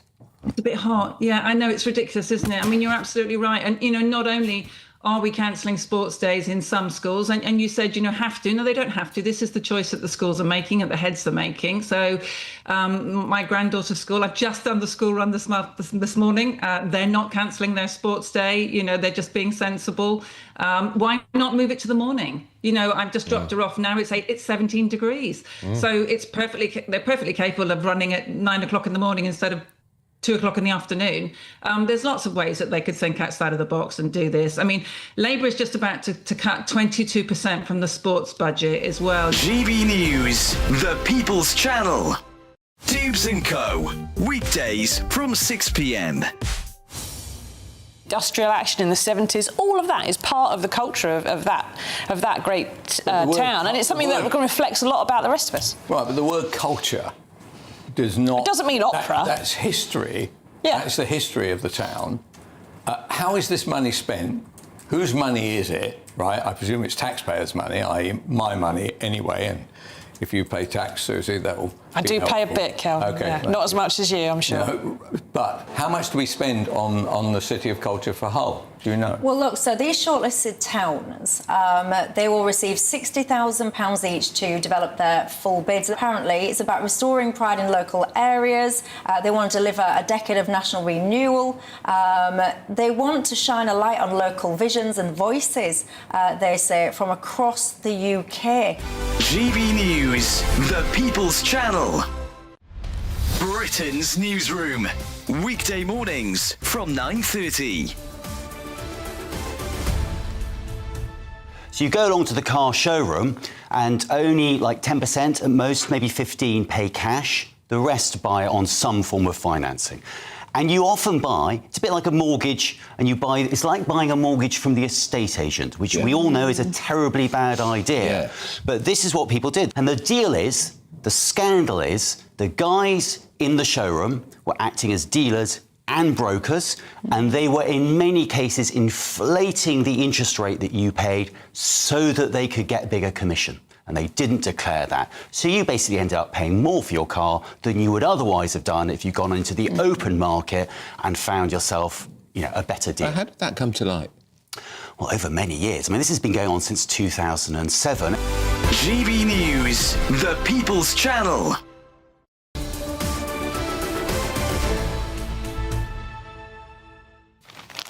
Well, it is 10 to 11, and this is Britain's Newsroom with Andrew Pearce and me, Olivia Utley. So, in one of his final acts as Prime Minister, how many times have we said that?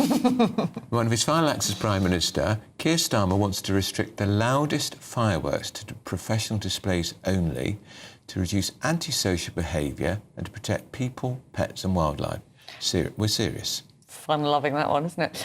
Anyway, ministers say the proposals would still allow organised displays to go ahead while preventing the loudest fireworks from being sold for private use. But critics argue the plans could limit family celebrations and restrictions go too far.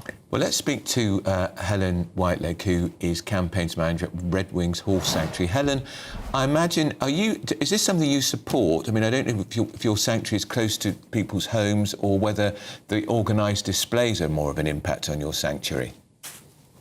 Good morning. Yes, we have 7 sites across East Anglia, and they range from very rural to quite urban areas. So there is a mix of the type of displays that can impact our horses. And in fact, we have had 3 of our rescued residents lose their lives when loud fireworks were let off nearby, which is one of the reasons we have campaigned for the maximum noise. Why did they lose their lives? Sorry? Why did they lose their lives? So horses are very sensitive to loud noises, and they have a strong flight instinct. So when that flight instinct is triggered, their aim is to get as much distance between themselves and what is worrying them as possible. In a contained environment like a paddock, they can't do that, so they just keep running and running and running till 2 of them sustained fatal injuries, and one of them developed such severe colic that it was untreatable, and there was nothing that our vet could do other than to put him to sleep where he lay. Oh, that's terrible. Oh, that's awful. Helen, I was a sceptic of this policy, but I think you've brought me round already. So you're very pleased, presumably, that this is one of Keir Starmer's final acts as Prime Minister. Do you think this makes him a good Prime Minister in your book? It's certainly something that we welcome from any politician. We're really pleased. We've been one of many organisations that have been campaigning on this for many years because of the ongoing impact on not just animals but people as well. So we're really delighted that the noise level does mitigate many of the concerns that many horse owners have. We're very far from being alone in being worried about the effect on horses.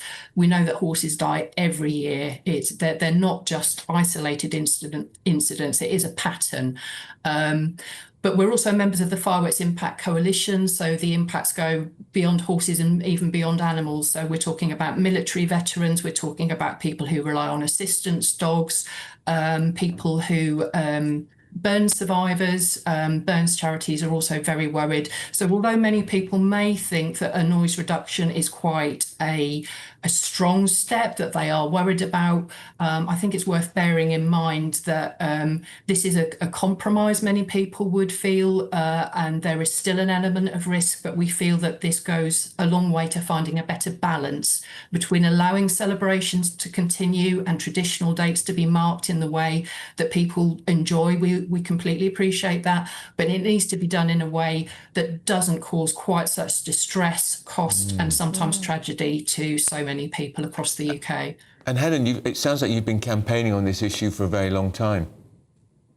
We've officially been campaigning for nearly 2 years, but we have been awareness raising and adding our voice to calls for change for nearly a decade. So our first fatality occurred in 2014, and then in 2016 we lost 2 ponies on the same farm over the same night on Bonfire Night 2016. So I think that's when we really knew that something had to change. That had a huge impact on our staff. We spend a lot of money every autumn going to steps to try and protect our horses from possible local fireworks displays. That costs us resources that we we struggle with at the moment. To be honest, it's a very tough time for charities.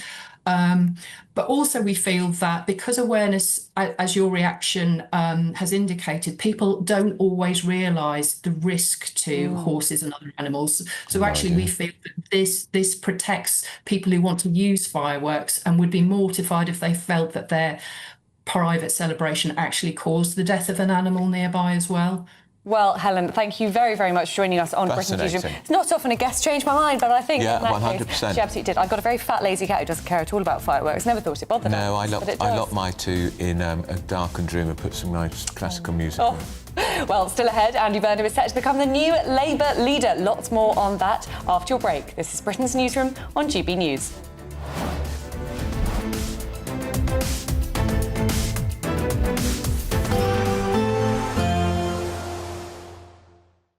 Expect warm spells with the odd rude interruption. Boxed Boilers sponsors the weather on GB News.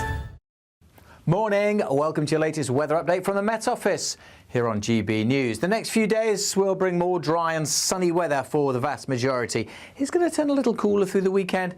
Only the small chance of seeing a shower here and there. Quite a grey start again over eastern England, parts of northern and eastern Scotland. 1 or 2 light showers in here as well. But for many, it's a sunny start to the day. We'll see a bit of cloud bubbling up, and there is the possibility of seeing 1 or 2 more showers, northwest England, perhaps later on into Wales and across the Midlands. But most places will stay dry. Not as warm as recent days, but we could still get up to 30 Celsius somewhere across the southwest. Cooler on these North Sea coasts, particularly if it does stay a little misty. The northerly breeze will continue to bring down a few shower clouds at times. The possibility again of 1 or 2 showers, but I wouldn't get too excited if you're after rain. These showers are going to be very hit and miss and probably won't produce much rain at all. Most places are just going to stay dry and fine. Not as warm as recent evenings, but still sunny spells across much of Scotland and Northern Ireland. The far north of Scotland keeping quite a bit of cloud into this evening, and cooler conditions here, and the cooler weather will trickle south across all of the country as we head into the weekend. We'll continue to see some cloud coming in overnight across eastern counties of England, and still a bit of drizzly rain across northern Scotland. But again, most places will be dry. Quite a comfortable night actually. May stay up at 15 or 16 in the south, but for many, certainly in rural spots, will be down into single figures to start Saturday. We also start Saturday with quite a bit of sunshine, but overall a cloudier day, and the cloud bubbling up and pushing into northern England, later Wales and the Midlands could produce 1 or 2 showers, but again, most places won't see them, many places staying dry. Sunny skies continuing across southern parts of England and western Scotland. Still pretty warm in the south, but just not quite as warm as it has been. Goodbye. Expect warm spells with the odd rude interruption. Boxed Boilers sponsors the weather on GB News. We're celebrating a golden summer with a terrific 2-part Great British giveaway. First, you could win a sensational £60,000 in tax-free cash. And that's not all, as you'll also win our most precious prize to date, a fine gold bar worth over £5,000. For a chance to win, text GOLD to 63225. One entry costs £2.50 plus 1 standard network rate message. Or text BONUS to 63225. 5 entries cost £5 plus 1 standard network rate message. Go to gbnews.com/win. Entry start at £2.50. Call 0903 686 3232. Calls cost £2.50 plus your network access charge. Or post your name and number to GB22 PO Box 8690 Derby DE1 9TT. UK only. Entrance must be 18 or over. Lines close at 4 p.m. on the 21st of August. This is a network giveaway. Entries will be pulled. Please check the closing time if listening or watching on demand. Good luck. Some people enjoy lazy Sunday mornings, but not me. What's the truth of the matter? So that's a very live question. Would you support him if he waters down these plans? Before the spin sets in, I'll be getting to the truth. This is personal. No soft questions, no easy answers. It's one thing if the state has rules in this country. It's another thing whether the police and others actually police them. Setting the agenda and holding those in power to account. You can't really blame her if the system is set up this way. You will not want to miss it, trust me. The Camilla Tominey Show, Sundays from 9:30, only on GB News.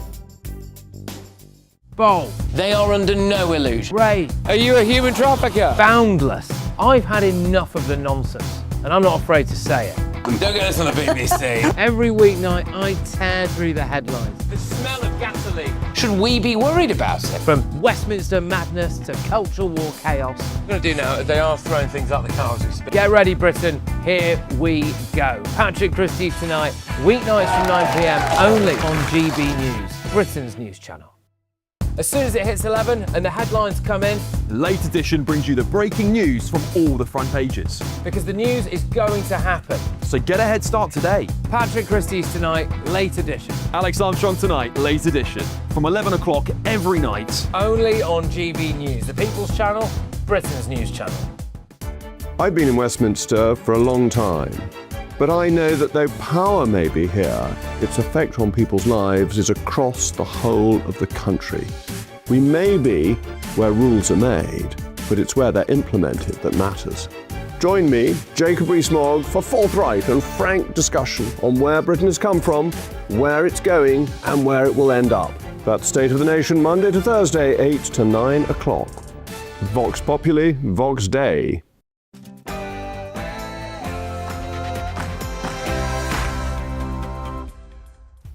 It's 11 a.m. on Friday, July the 17th. We are live across the United Kingdom. Britain's Newsroom with Andrew Pearce and Olivia Rutley.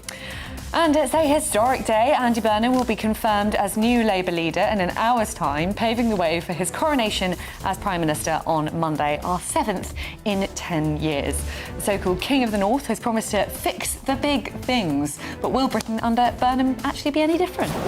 Well, in his speech today, Andy Burnham will say that the country needs a distinctively Labour approach. But here in his constituency, who of course elected him just a few weeks ago in that by-election, they say the pressure's on to deliver on the promises he's already made. And the Prime Minister in waiting's efforts to unite the country has suffered a setback. What controversy? He's admitted in a stellar interview that he puts milk in first before the tea bag. Tim. I don't know why. I just have a feeling that it softens the tea bag a bit and makes it stronger. Might be wrong. I know that will offend a lot of people. We'll rebuild trust by reforming the centre of government and replacing the unelected House of Lords with a new, smaller, democratically elected second chamber. Yes, despite pledging to get rid of the House of Lords in one of his final acts as Prime Minister, Sir Keir Starmer had Sadiq Khan a peerage, opening a path, perhaps, to making the London Mayor a minister. This is just rewarding failure. In the latest foreign aid fast sneaked out just as Parliament was rising for the summer, the government signed off on £153 million in aid for Pakistan, despite Islamabad refusing to take back the lead of the Rochdale grooming gang. And the Conference for Conservative Voices, CPAC, continues today in London with former Prime Minister Liz Truss and Reform UK leader Nigel Farage set to address crowds. So is our very own Patrick Christie is taking the stage a little bit later on. Of course, CPAC, well known in America and in the Donald Trump circles there. It's Liz Truss, though, who's brought CPAC to the UK here in Great Britain for the first time.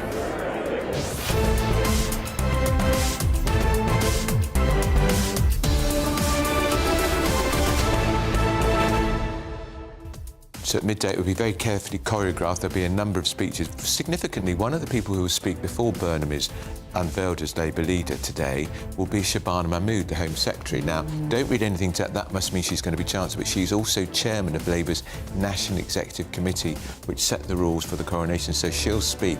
Quite interesting to see if there's any hints if she's that she wants to carry on as Home Secretary. There was talk, though, that Burnham was going to be unveiled as Labour leader in his beloved Everton Football Club.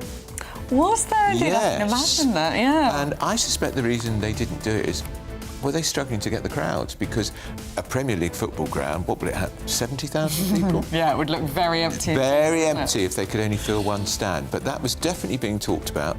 So instead, it's at the headquarters of the TUC, which tells you everything, because it'll be in the pocket of the trade unions anyway.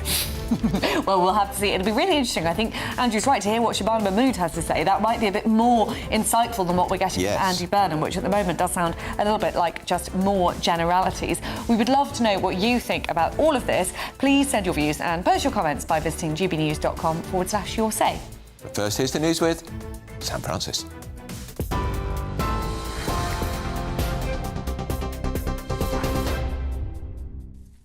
Thank you both, and good morning to you. The top story this Friday morning: Andy Burnham is due to be confirmed as Labour leader later today before becoming Prime Minister on Monday. The Makerfield MP will be named Sir Keir Starmer's successor at a special party conference in central London. He's expected to promise a government focused on growth in every postcode, returning power to communities and creating a new Downing Street team in Manchester, known as Number 10 North. Speculation's also growing over Mr Burnham's first cabinet, with live discussions reported around current Home Secretary Shabana Mahmood possibly becoming Chancellor. But Labour MP Graham Stringer told us this morning he's not convinced that Mr Burnham has a clear plan for government. He hasn't told us what he's going to do. And while constitutionally there's no problem, he's undoubtedly got a majority in the House of Commons, which is the basis of our constitution, I think it's pretty unprincipled not to tell the Parliamentary Labour Party and the country, now he's becoming Prime Minister, what he intends to do. It's not accountability. It's not... well, it's undermining the basis of democracy, which is about debate and the clash of ideas. Also this morning, Queen Camilla is marking her 79th birthday today and has launched a major new initiative to champion children's reading. The scheme, called the Queen's Christmas Present, will give every Year 6 pupil in England, Wales and Northern Ireland and P6 pupils in Scotland a specially produced copy of Catherine Rundell's best-selling novel, Impossible Creatures. The books will include a royal stamp on the cover and a handwritten message from the Queen herself, who's described the story as a brilliant fantasy. The project forms part of the National Year of Reading, with the National Literacy Trust coordinating distribution through schools, libraries, hospitals, care facilities, refuges and food banks too. Donald Trump has used a primetime address to claim that China and members of the so-called deep state covered up meddling in the 2020 US election. The president said that he had declassified intelligence showing shocking vulnerabilities in America's election system. He's now urging Congress to pass new voting laws, including photo ID, proof of citizenship and tighter rules on postal votes. But Democrats say the speech is an attempt to cast doubt on the midterm elections there. Several major US networks didn't carry the address live, prompting the president to accuse them of being involved in a plot. Over a period of years, starting during the 2020 election cycle, the People's Republic of China carried out what is believed to be the largest compromise of election data in history, resulting in China's illicit acquisition of 220 million U.S. voter files. That information includes names, addresses, phone numbers, political party preferences, and other sensitive data. Here, a man from Liverpool has been charged with spying offences linked to Iran's intelligence service following an investigation by counter-terror police. 39-year-old Vahid Abiri is accused of an offence under the National Security Act. He was arrested in Birmingham before detectives carried out searches at properties in the city and in Liverpool.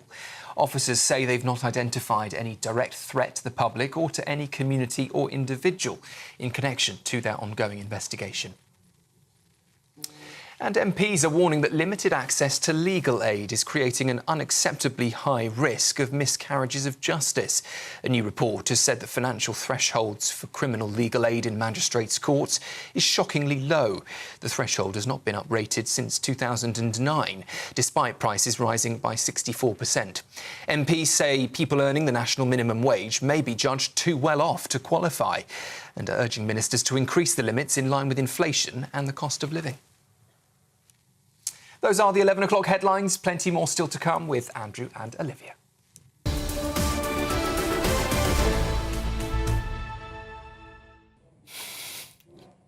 Well, one a marvellous bulletin from the even more marvellous Sam Francis. Someone behind the scenes really likes Sam Francis. Yeah, I think what's that thing about Dorian Gray? Somebody in the attic who rather admires his own picture.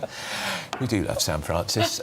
You are listening to GB News, watching GB News with Andrew and Olivia. It's a big moment. We are going to get a new Prime Minister in 2 days' time, and we will see him make a speech today. Only his second speech since he's been MP for Makefield. No, he made one in the Commons, and he made one speech where the press weren't taking any questions, and he won't take any questions today. He will be introduced by the chairman of the Labour's NEC, the Home Secretary Shabana Mood, who lots of us are talking about, because isn't she going to be Chancellor? I'm not so sure. Well, that is the big question in Westminster, and of course we don't have any answers, forced to speculate over and over again. Well, in that speech in just less than an hour's time, we've got Andy Burnham expected to blame Margaret Thatcher for Britain's problems. Can we just remind Andy Burnham that Margaret Thatcher ceased to be Prime Minister in November 1990. That is how many years? Let's do the maths. Well, 3 years before I was born, so 35 years ago. Exactly, and she's still being blamed. The most consequential Prime Minister since the Second World War, along with Clement Attlee. By the way, Burnham will be hoping to set a better record. We've had only 4 Labour leaders since the Second World War have won a general election. Which that is quite astonishing, something. Really, isn't it? It was Clement Attlee after the war. It was then Harold Wilson, who did win 4, although one of them was just for a few months. Blair, and then, of course, Starmer. Keir Starmer's the odd one out. And Starmer is, I've just checked, he is the shortest-serving Labour Prime Minister in history. He lasted just 745 days. But that's more than Rishi, who lasted 619. And more than Liz Truss, who couldn't beat 49. A lettuce.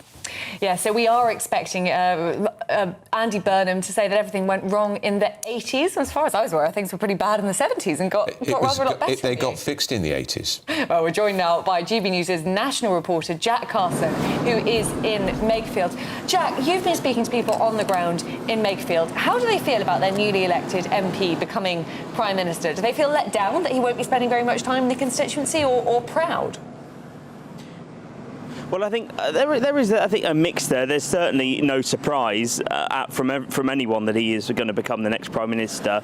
Although one lady who, when I said to her, well, what do you think of the fact he's essentially been coronated, she said it was crazy, that there's not been any sense of debate of ideas and actually working out exactly what it is that Andy Burnham stands for. When he stood here in the by-election, made a lot of different promises, mainly in that by-election, focusing on things like the cost of living, immigration, and cutting things like business rates, trying to find that wiggle room within Labour's 2024 general election manifesto to try and bring in different changes. Of course, today he's going to pledge lots of different things, say that he will lead a government with the courage to fix the big things that politics has neglected, say conviction to argue for our plans, and will promise a distinctively Labour approach. Well, on that question and other questions about exactly what do people here in his constituency feel about him becoming Prime Minister, want from him as Prime Minister, take a listen to what they've told me this morning. Well, let me just think where I've heard this. We're going to bring about change before. Was it not someone called Starmer who was going to do that? Where's the change? The only change now is he's out and we've got another guy in. But he's a local guy, so hopefully he'll think of the local people. The country's been on a downward trend for donkeys here, not just a Labour Conservative as well, you know, so it needs a new fresh outlook and doing what the people want, really. Quite fascinated by it. Very pleased. I did vote for him. Yeah, I'm quite happy with the situation. He's been murdered in Manchester for so long. I think we're fairly familiar with him anyway. So, yeah, it's a step forward for him, and it's a step forward for us as far as I'm concerned. Yeah, so that's what people have been telling me here this morning. I think there is certainly a sense of pressure on Andy Burnham to deliver. People want to see that change, and they want to see change quickly. I think we've seen in the last few years, from local election results to general election results, people don't have a lot of patience, really, with politicians making promises and not delivering them. When we were here in that by-election campaign, there were 3 things that kept coming up when we were asking people questions. It was the cost of living, it was sorting out immigration and the levels of immigration, opposition, and it was essentially trusting politicians. So Andy Burnham being another man that makes a lot of promises, well, people here are going to be testing him on whether he can keep to those. In terms of some of the things that he's talked about doing, of course, devolution is a big thing for him, coming from Greater Manchester as the mayor. That will be a focus within his number 10. Of course, he's promised in the past, in the last few weeks, to sort out the rebalancing of power, try and bring that more to the north with a number 10 north we know that's going to be opening. One gentleman, though, said to me on the street today, is number 10 north just going to be run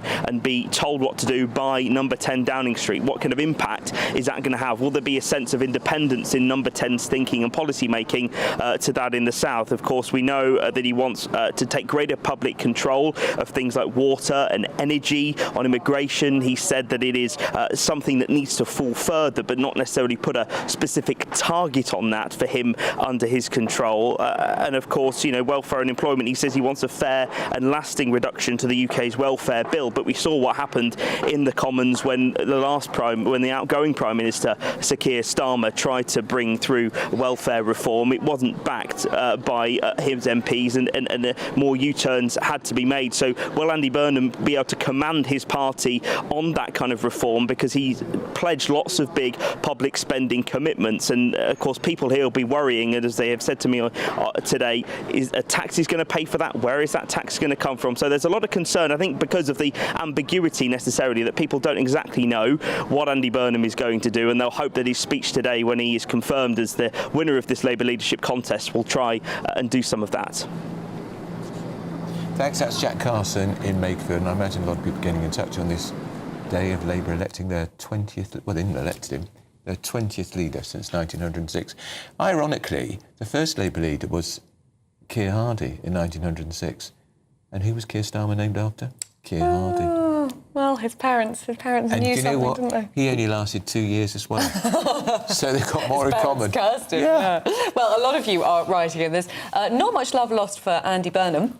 I think the last thing we want is another Prime Minister blaming previous governments. One of our viewers... Blaming Mrs Thatcher.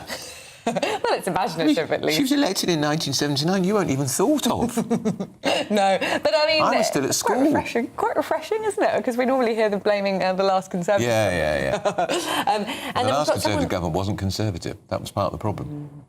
Got someone else saying, I think with all the same old names, I'm guessing that's Ed Miliband, David Miliband, etc., etc., Burnham's cabinet is just going to be like rearranging the deck chairs on the Titanic. Absolutely pointless. Is it still going to sink? Oh, dear. Wonder if he has a point there. I wonder if he wanted to change, he wouldn't have appointed any... Oh, I'm not sure if I'm allowed to finish off that one, actually. So we will move on to independent MP Carl Turner, who is joining us now. Carl, thank you very much for joining us on the show. You used to be a Labour MP, not a big fan of our outgoing Prime Minister. What do you make of the new one? Yeah, good morning to you. Thank you for having me on. Well, look, I'm a fan of Andy Burnham. I was in his campaign team in 2015. I'm not one of these newbies who promises to keep Keir Starmer and writes public letters and then clambers into the Parliamentary Labour Party office to nominating at the soonest opportunity. I like to say what I think and mean what I say, really. But I'm a fan of Andy Burnham. He's down to earth. He's a normal guy. He's working class. Pulled himself up by his bootstrings, actually, and got to Oxbridge and did very well, and then chose a political career. But he's got some sensible stuff to say, and I think it doesn't matter who's in his cabinet, it doesn't matter who the personalities are, it doesn't matter what the policy is. But what really truly matters is delivery. Say what you're going to do and do what you say. Don't start putting manifestos forward and then making stuff up out of thin air, like we had on jury trial curtailment, for crying out loud. Just do what you say you're going to do. Get on with it and deliver for the country. And that's what makes a difference. Nothing else matters. We can hear people in their homes, Carl, cheering their TV or cheering their radios. Quite right. And I think you're going to have a victory here, because the final straw for you was Starmer and David Lammy wishing to restrict jury trials. We're hearing pretty loud and clear that one of the first things Burnham will do will be to stop that completely appalling decision to restrict the number of jury trials. It was a ludicrous idea, Andrew, not least because it was a very, very un-Labour thing to do, right? That's the first point. Second point, the Tory government during the pandemic, with Robert Buckland as the Justice Secretary, thank goodness it was Robert Buckland, had every reason to curtail jury trials and absolutely ruled it out. Why? Because it was a sensible Conservative government. Can you imagine the scenario where I'm singing the praises of a Tory party doing the right thing, yet I come into this government 2 years ago and we do the most ludicrous stuff anybody could have ever conceived? It was disgusting, especially from a human rights lawyer. By the way, Andrew, Keir Starmer campaigned from 1992 to do away with single judge trials in Northern Ireland, but wanted them for England and Wales. David Lammy is the guy who wrote the report for David Cameron, telling us what happens to black and ethnic minority members with single judges, i.e. they go to jail when they shouldn't do, yet Lammy was the man putting it through. This government has been shameful in many ways. Another thing he needs to do, in my view, do away with this stupid idea on Shagos, giving it away and then paying for the privilege. Nonsense idea. The other stuff he's got to deal with, in my view, is this thing where military people, veterans, people who go to war for us to protect our country, are all of a sudden going to be prosecuted 30 years after the fact. What an absolute disgrace. No government, especially a Labour government, should ever countenance such stupid ideas. If Burnham does that stuff and puts that stuff right, he'll get everybody's vote in my constituency in a way that Starmer never could. Do you know what, Carl? Why didn't you run for leader? Andrew, the truth is, if I'd have gone in a room, I wouldn't have nominated me. I'll tell you for why, on a serious note. The Prime Minister of the country is a 24 hours a day job, right? I've not got the energy. If you're going to do it properly, you've got to do it seriously and do it permanently. You've got to have the coppers following you around. I wouldn't have got the nominations, but I couldn't have done the job. You've got to do stuff what you think you're capable of doing. Keir Starmer, bless his cotton socks, wasn't capable of doing it. Not many are. Thatcher was brilliant at it. I disagreed with most of what she did, to be honest, but she was good at it. Tony Blair was good at it. Most Prime Ministers we've had in recent years have been crap. Sorry for the bad language. Carl, and I'm sure you'll be welcomed back into the Labour fold by Andy Burnham. Always good to talk to you, and stay always as you are. That is Carl Turner, who is currently the independent MP for Kingston upon Hull East. Christopher Hope is our political editor. Well, Christopher, you always get it as it is with Carl Turner, don't you? Doesn't mince his words. Well, you really do. I wonder whether he might be allowed back in. A new broom in charge, of course, in the Labour Party, Andy Burnham, might allow Carl Turner back. Now, we're here in central London. We're going to be hearing from Andy Burnham around just after midday on GBNews, getting his idea, his themes of what he wants to do as Labour leader and, of course, Prime Minister on Monday. We're not expecting Keir Starmer to be here. I think his flight has landed, or the flight back from Poland after being in Ukraine via train journey, of course. He should now be back in the UK, but he won't be here to hear some warm remarks from Andy Burnham, paying tribute to him for delivering one of the largest election victories in our history. But that's Keir Starmer gone today. Today is the day one, really, of the leadership of Andy Burnham of the Labour Party, and Monday is him taking over as Prime Minister. He's talked already in brief remarks, we'll hear from him later, talking about the courage to fix the big things that politics has neglected. One of those seems to be the issue of the social care crisis. He said in a social media clip last night, we want to expend quite a lot of political capital, that means energy, on social care. See if that plays out. For 14 years, all governments have avoided dealing with that. It's so expensive, but any movement on that will be welcomed by communities across the country. Aside from that, though, we're not hearing much about what he might do. He wants to promote economic renewal, more public control. That can involve taking control of utilities, for example, reindustrialisation and power in the hands of communities.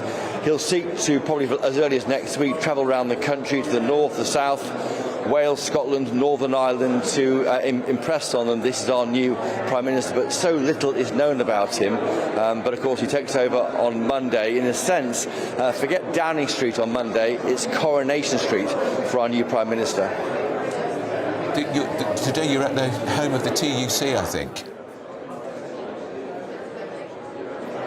Yes, we don't tend to discuss where we are for security reasons, but yes, Andrew. I mean, of course, he's very strong with the unions. Unions have supported him. The TUC itself is actually meant to be independent as a political body, but of course, the unions which fund its work are definitely on the side of Andy Burnham. We've heard very little from him. He's given an interview with a radio station. Andrew Marr presents a show there. He's done other edited moments on social media. That's about it. And also an interview with Gary Lineker. But we had no chance really to ask him questions. We've been there, all his various speeches. Again, no chance again today. So he takes over with very little scrutiny, and that could be a problem. I remember back in 2007, Andrew, as you do, when Gordon Brown became leader without any challenge from anywhere. He wasn't ready. No ideas were being tested. That could be the problem facing Andy Burnham, but we'll see soon enough. All right, Chris, that's Christopher Hope, who will be there when Burnham's unveiled on stage. The reason I mentioned the TUC, Olivia, I've just checked, since Keir Starmer became Labour leader, 1990, 2020, the trade unions have given £17.5 million directly to Labour Party funds, but also they provide a lot of staff as seconded to a lot of Labour MPs. So the figure is probably closer to 25, 26 million. They are a major contributor to the Interesting. Well, when I went to the TUC conference, they were quite sceptical about Ed Miliband in particular, so it'd be really interesting to see what... but of course, the trade unions want drill, baby, drill, particularly in the North Sea, because of the jobs it'll create. Well, exactly. But up next, Number 10 has said that the World Cup might not be ours, but the Falklands definitely are, adding that the Prime Minister wishes both teams well for the final, especially Spain. Here. For once, I'm agreeing with Keir Starmer. We'll be going through that and more with our panel, Emma Trimble and Judita De Silva. There they are. And they both watched the World Cup semi-final the other day, as did I, as did Olivia, and I probably was the least impressed because I thought it was boring. This is Britain's Newsroom on GB News. I did think it was boring. It was a bit boring.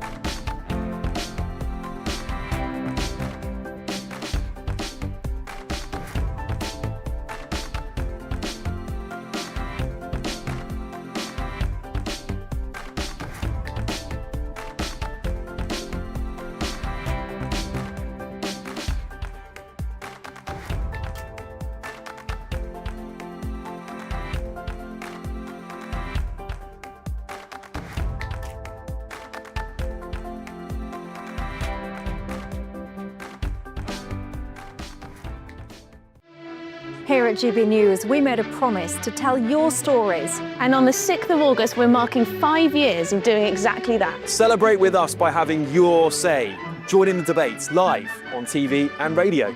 And meeting your favourite presenters across the country, from Leeds to Aberdeen, from Belfast to Barry Island. Plus, join me in Essex for our biggest live show of the year. Scan the QR code or visit gbnews.com/celebrate. Terms and conditions apply. Exciting news. Every Friday, my Patrick Christie's Tonight Show is going to have a twist to it. We're welcoming some special guests. You. That's right, on Fridays I'm going to be doing my show in front of a live studio audience, because this show is about you and what you have to say. It's going to be the same big debates, same big topics, same big opinions, but every Friday night at 9 p.m. you are invited to come on down to Patrick Christie's Tonight to be a part of the action. only on GB News, the People's Channel, Britain's news channel. Welcome to Free Speech Nation with me, Josh Howard. This is the show where each week we see what's happening in the world of culture, current affairs and politics. First we'll say, welcome to the UK. Oh, thank you. And we're not afraid to use our free speech so that you can use yours. It's not controversial in the slightest to anyone who hasn't lost their mind. Free Speech Nation, Sunday nights at 7 p.m. Only on GB News, the People's Channel, Britain's news channel.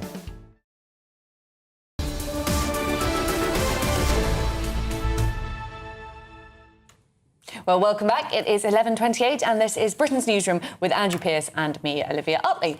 And we're also joined by the wonderful Emma Trimble and the equally wonderful Judita De Silva in the studio. Now, we all rather like this line from Number 10 saying the World Cup isn't ours, the Falkland Islands is, we wish both sides luck, especially Spain. What do you think, Judita? I think it's nice to see spunk from Keir Starmer. They did say a representative gave the line about Spain, but he's most animated when it comes to football because he is truly a football fan, and that's what truly gets him going.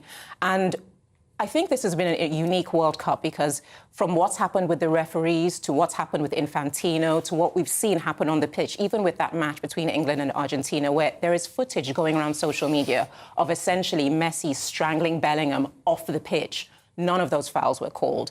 They've united the world being against Argentina. So people really wanted England to win that match. But unfortunately, there is stuff about the psychology when it comes to England in high-stakes matches against really well-rated teams where they doubt themselves and the way they go about attacking play falls to the wayside and it's all about fall deep and defend. Which is such a shame when we've got such a great attacking side and our defenders are, good, but nothing special. I just mouthed to Emma, have we?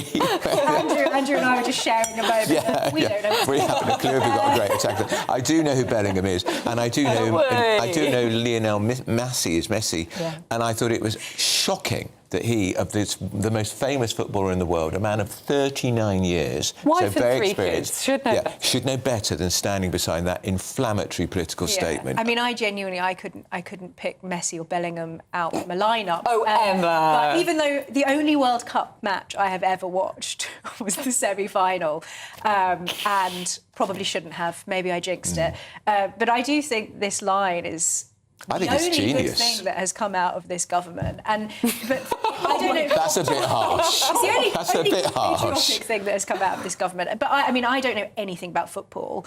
But I do have a strong opinion about, if you're going to keep politics out of sports, you keep all politics out of sports. If you remember, the English team was prevented from wearing poppies during matches. I do remember FIFA. that. They should receive whatever the highest. They should be kicked out of the final. I think so too. I mean, at least they should have some kind of hefty fine or something. I think they should be chucked out for this because it's such an extreme statement as well. To have taken this banner and unfurled it, and for all of the players, as you say, to be sort of like pictured around this. It was an enormous statement. They should not be allowed to get away with something because this is actually about this isn't just politics. This isn't just taking the knee. This is about, an action.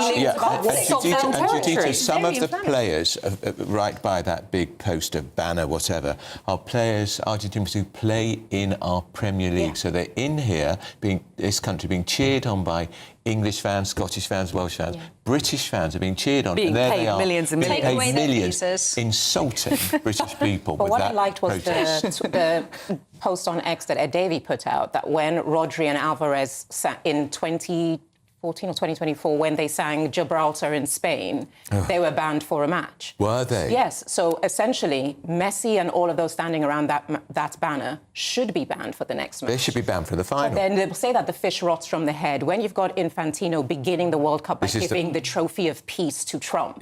When you've got so many things going on behind the scenes. And you remember he lifted the red card from the American player to Infantino. For Larry Balogun, when they kind of suspended the suspension so he could play. It's so contaminated all the way through. Either you allow politics or you don't. But also, exactly. It's got to be uniform. We thought Infantino made it political from the very first But didn't you step. think, Judith, when they got rid of Sepp Blatter, you thought, good, they've kicked out the corruption. It was supposed to be this guy's worse or as bad? So much worse.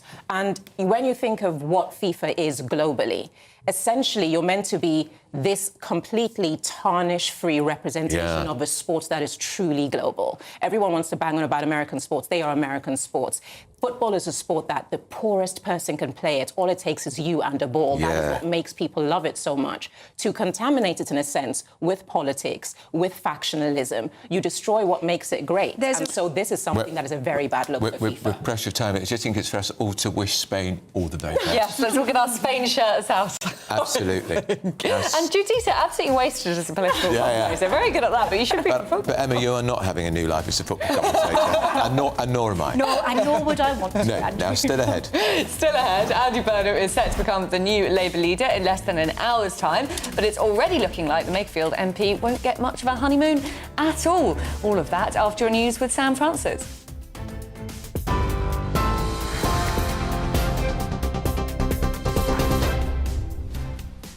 Thank you both. Well, just gone 11:33. As we just heard there, Andy Burnham is minutes away now from taking on the Labour leadership, and then number 10 on Monday. At a special conference in London soon, he's expected to promise his government will be focused on driving growth in every postcode. That's after he won the backing of hundreds of Labour MPs and several trade unions. Queen Camilla is marking her 79th birthday today with a major new initiative to champion children's reading. The new scheme will give all Year 6 pupils in England, Wales and Northern Ireland and P6 pupils in Scotland a special novel this Christmas. The books will include a handwritten message from the Queen herself. President Donald Trump has used a prime-time address to claim that China and members of the so-called deep state covered up meddling in the 2020 US election. The president's pushing now for stricter voting rules ahead of the midterms, but critics say he's just trying to sow doubt about elections his party could lose. Here, MPs are warning that limited access to legal aid is creating an unacceptably high risk of miscarriages of justice. A new report says as many as half of defendants in magistrates' courts, where they could face prison, may be appearing without a lawyer. Those are the latest headlines for now. Do stay with us for plenty more after this. Take the GB News family with you on any device. As long as you have an internet connection, tune into GB News anywhere on the planet or beyond.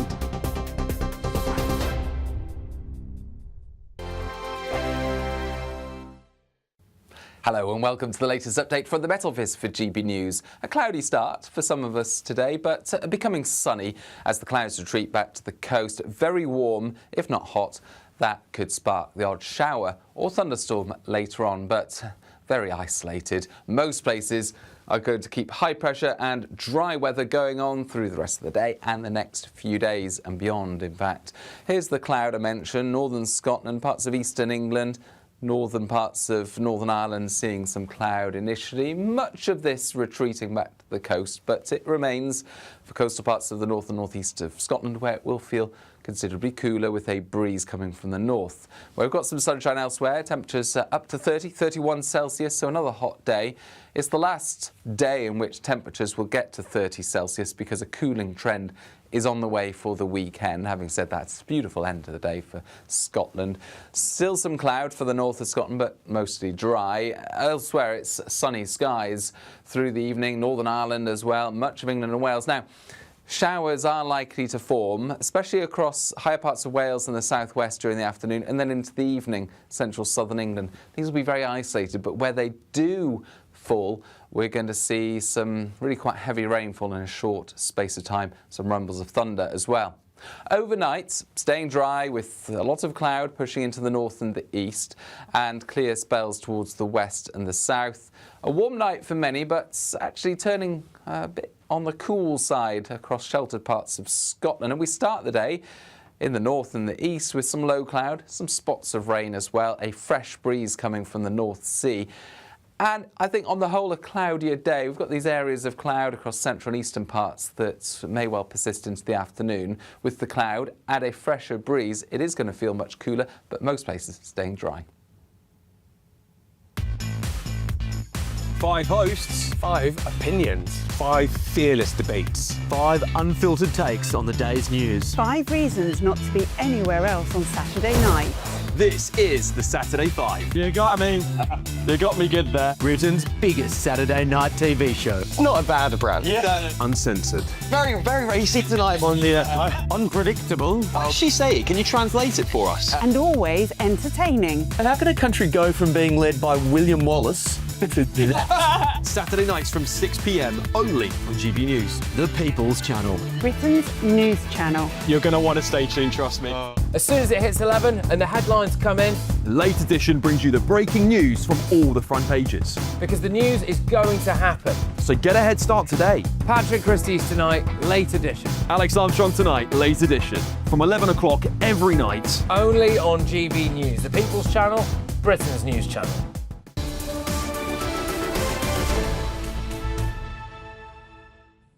Well, welcome back. It is 2012 and this is Britain's Newsroom with Andrew Pearce and me, Olivia Utley. Well, have you set your clock by it? Midday? Well, it won't see him at midday. It'll be a few minutes later. But Brett Burnham will be endorsed as Labour's 20th leader since 1906. And then, of course, we will be outside. Well, I'll be outside number 10 from 7 o'clock on Monday morning because he will be Prime Minister on Monday. Whereas I'm taking a well-timed holiday. Very good timing. At a special conference, we are expecting Andy Burnham to promise his government will be focused on driving growth in every postcode after winning the backing of hundreds of Labour MPs and several trade unions. Well, I can't even remember the name of the woman MP who said she was going to run for the leadership. Catherine West. And someone nominated her as a joke. One nomination against 393 for Andy Burnham. Bit one-sided. Oh, amazing. Well, before all of that, a foreign aid row has broken out after the government signed off on sending £153 million to Pakistan. That's despite the Islamabad refusing to take back the grooming gang ringleader Shabir Ahmed. Downing Street says it's doing everything it can to deport the Rochdale Arabs. It's going to mean the law's going to have to change. Well, we're now joined by political commentator and migration expert Mike Jones. I mean, obviously, to us anyway, it seems pretty farcical that we're giving Pakistan aid when they won't take back Shabir Ahmed.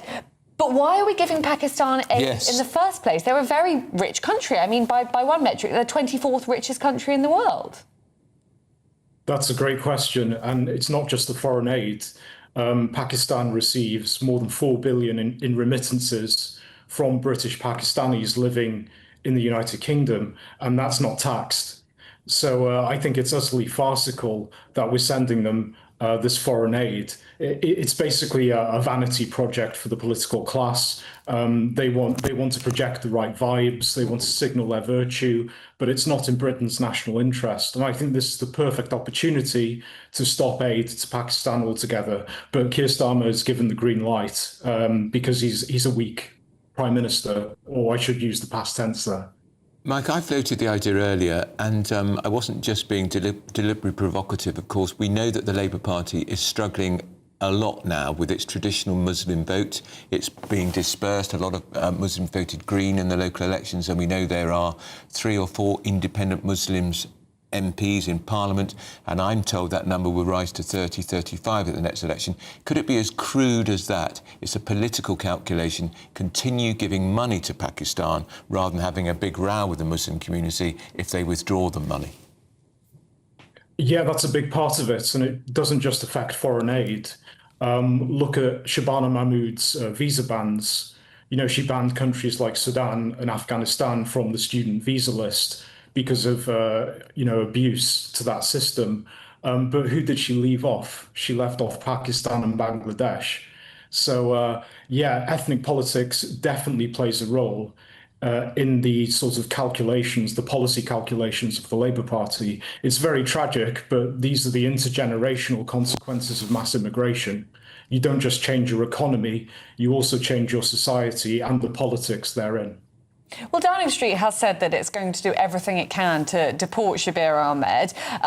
Obviously, if Andy Burnham then fails to do anything about it, it's going to be a very, very bad look for his first few weeks as Prime Minister. What do you think he is going to do? And will it succeed? Because, of course, at the moment, Pakistan is saying that they won't take him back under any circumstances. I think Andy Burnham will amend the Immigration Act of 1971, which contains that loophole that allows Ahmed to stay. I think he'll do that. He'll make that a priority, low-hanging fruit. But ultimately, you can't deport him unless Pakistan takes him back. Now, what we need to do are three things. First of all, we need visa bans on Pakistan as a start. Secondly, we need to scrap all future foreign aid. And the third thing we need to do, and we use this as leverage, we tell Pakistani diplomats, we're going to introduce a system whereby we tax remittances. And if you continue to refuse to take foreign nationals back into your country, we will increase those taxes bit by bit. And as I said at the start, we send more than 4 billion back to Pakistan via remittances. I think we even send back more than the United States. There are only 2 countries in the Middle East that send more.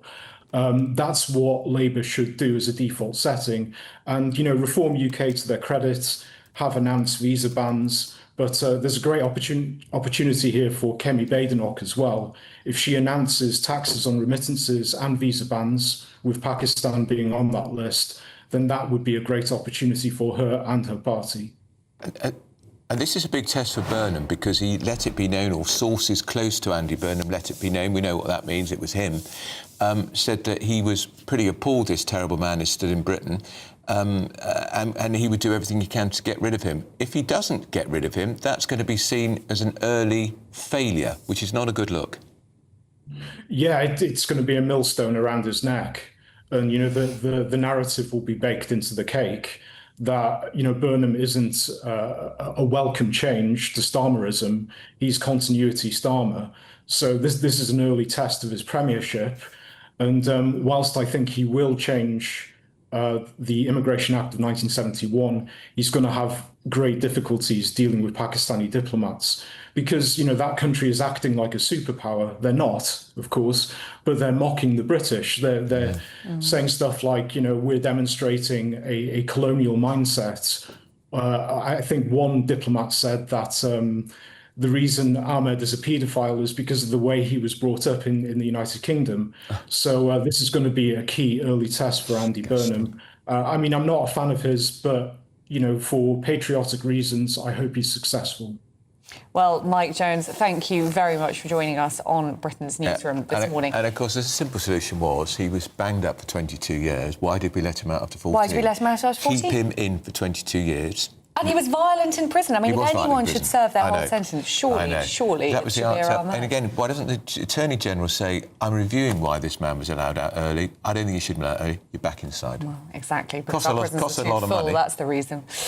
But the Foreign Office has said the aid would be used to help build a safer, more resilient Pakistan, which would reduce security and migration risks to the UK. Well, I think the country would feel a lot safer if this disgusting pervert was kicked out.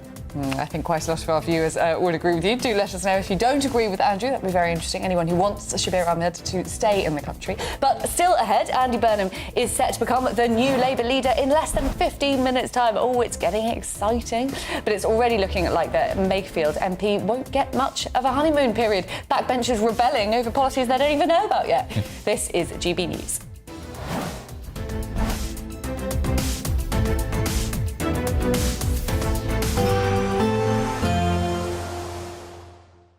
You're looking happy. Well, the forecast looks good.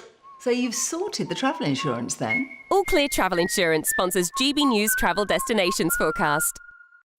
Loads of sunshine around the Mediterranean at the moment. The heat's really focused across Italy, but we are going to see temperatures rising in Spain once more next week. Pretty hot and sunny across most of the Greek islands currently too. There's that hot sunshine across Italy. A small chance of 1 or 2 isolated thundery showers across the far north. Sunny skies for most of Spain. Sunny spells for the areas as well. Temperatures will be dipping a little bit in Rome over the next few days, but plenty more sunshine to come. All Clear Travel Insurance sponsors GB News Travel Destinations Forecast. GB News Breakfast. Every day from 6 a.m. What do you think about where we're going to get our future athletes and our Olympians from when we're telling our children, oh, you can't go out and partake in sports today because it's a bit hot? It really worries me. We have a generation that spend their life being very inactive, an awful lot of time on mobile telephones, coming up with every excuse as to not to move and not to be moving. Sport in schools is where we can catch every kid. And the kids that will lose out are the kids that come from areas of deprivation, because the parents that can afford to make sure their children do sport will still do that. But the parents that can't afford, sadly, will miss out. So it's really important that our kids, do enough physical activity, lay down these habits, understand about how their body works and nutrition and food and looking after themselves and health. We have a health crisis. It's really important we start early. The People's Channel. This is GB News, Britain's news channel. GB News entertainment editor Alex Davies joins us now. What a woman, what a voice, what an incredible life. What more can you tell us? Yeah, like you said, she's a singer whose songs have transcended generations, really. Everybody knows Total Eclipse of the Heart. Everybody knows Holding Out for a Hero. She's been awarded an MBE. She represented the UK at Eurovision. And it's just very sad. Tributes have already started to pour in from across the showbiz world and just fans in general. This is somebody who's, like I said, transcended generations with her music and will continue to do so posthumously. Well, thanks so much. I met her just once in a green room. She was an absolute delight, and even speaking, she had that great rasping voice. Oh, what an incredible voice. Incredible voice. GB News, the People's Channel. Britain's Newsroom, weekday mornings from 9:30. So you go along to the car showroom and only like 10%, at most maybe 15%, pay cash. The rest buy it on some form of financing. And you often buy, it's a bit like a mortgage, and it's like buying a mortgage from the estate agent, which we all know is a terribly bad idea. Yeah. But this is what people did. And the deal is, the scandal is, the guys in the showroom were acting as dealers and brokers, and they were in many cases inflating the interest rate that you paid so that they could get bigger commission. And they didn't declare that. So you basically ended up paying more for your car than you would otherwise have done if you'd gone into the open market and found yourself, a better deal. How did that come to light? Well, over many years. I mean, this has been going on since 2007. GB News, the People's Channel.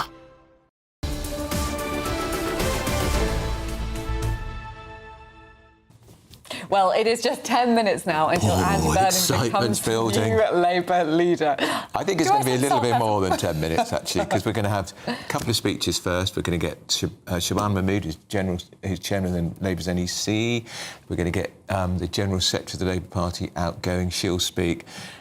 They'll speak for 10 or 12 minutes, won't they? Andrew, you're ruining the hype here. 10 minutes till Andy Burnham becomes... They'll build up to the crescendo, which is Andy Burnham. It's like a rocket launcher. Labour's 20th leader. Well, he's expected to blame Thatcher for Britain's problems in his first speech in charge of the Labour Party. But let's speak now to GB News' political editor, Christopher Hope, who is there about to go into the room. What can we expect?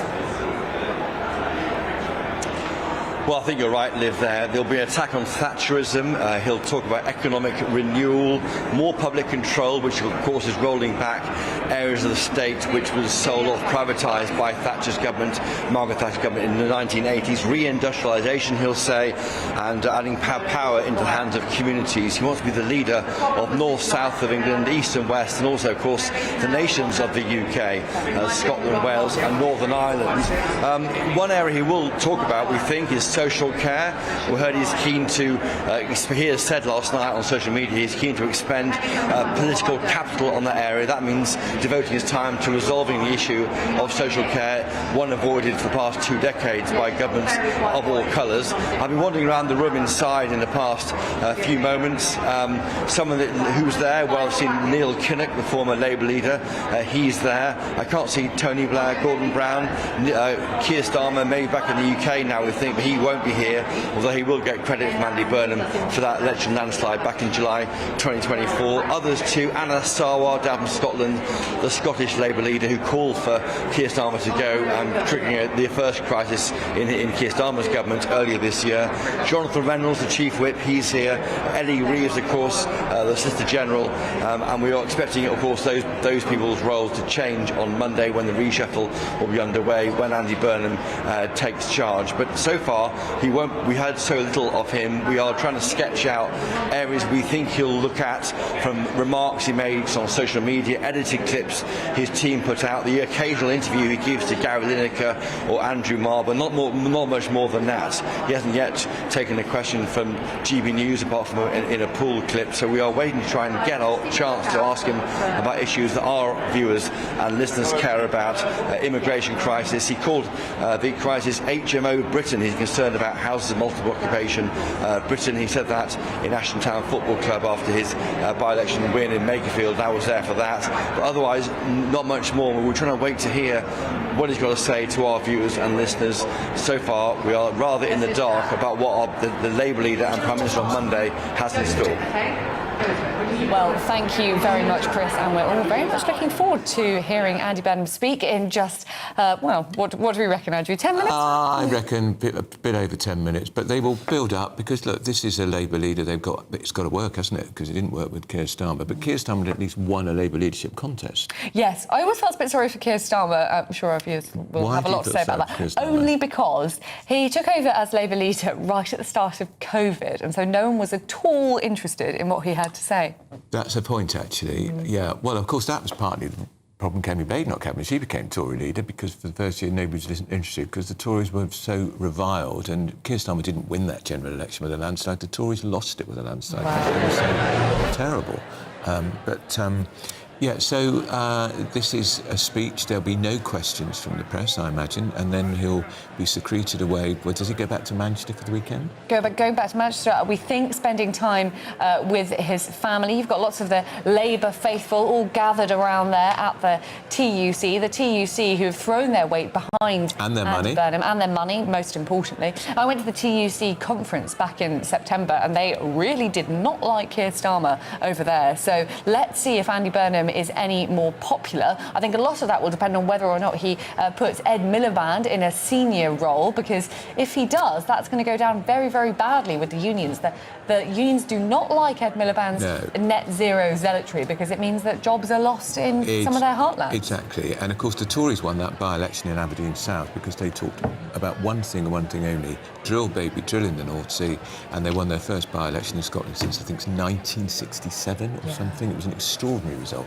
So all to play for, and of course there's still huge speculation about who will be his Chancellor, Home Secretary and Foreign Secretary.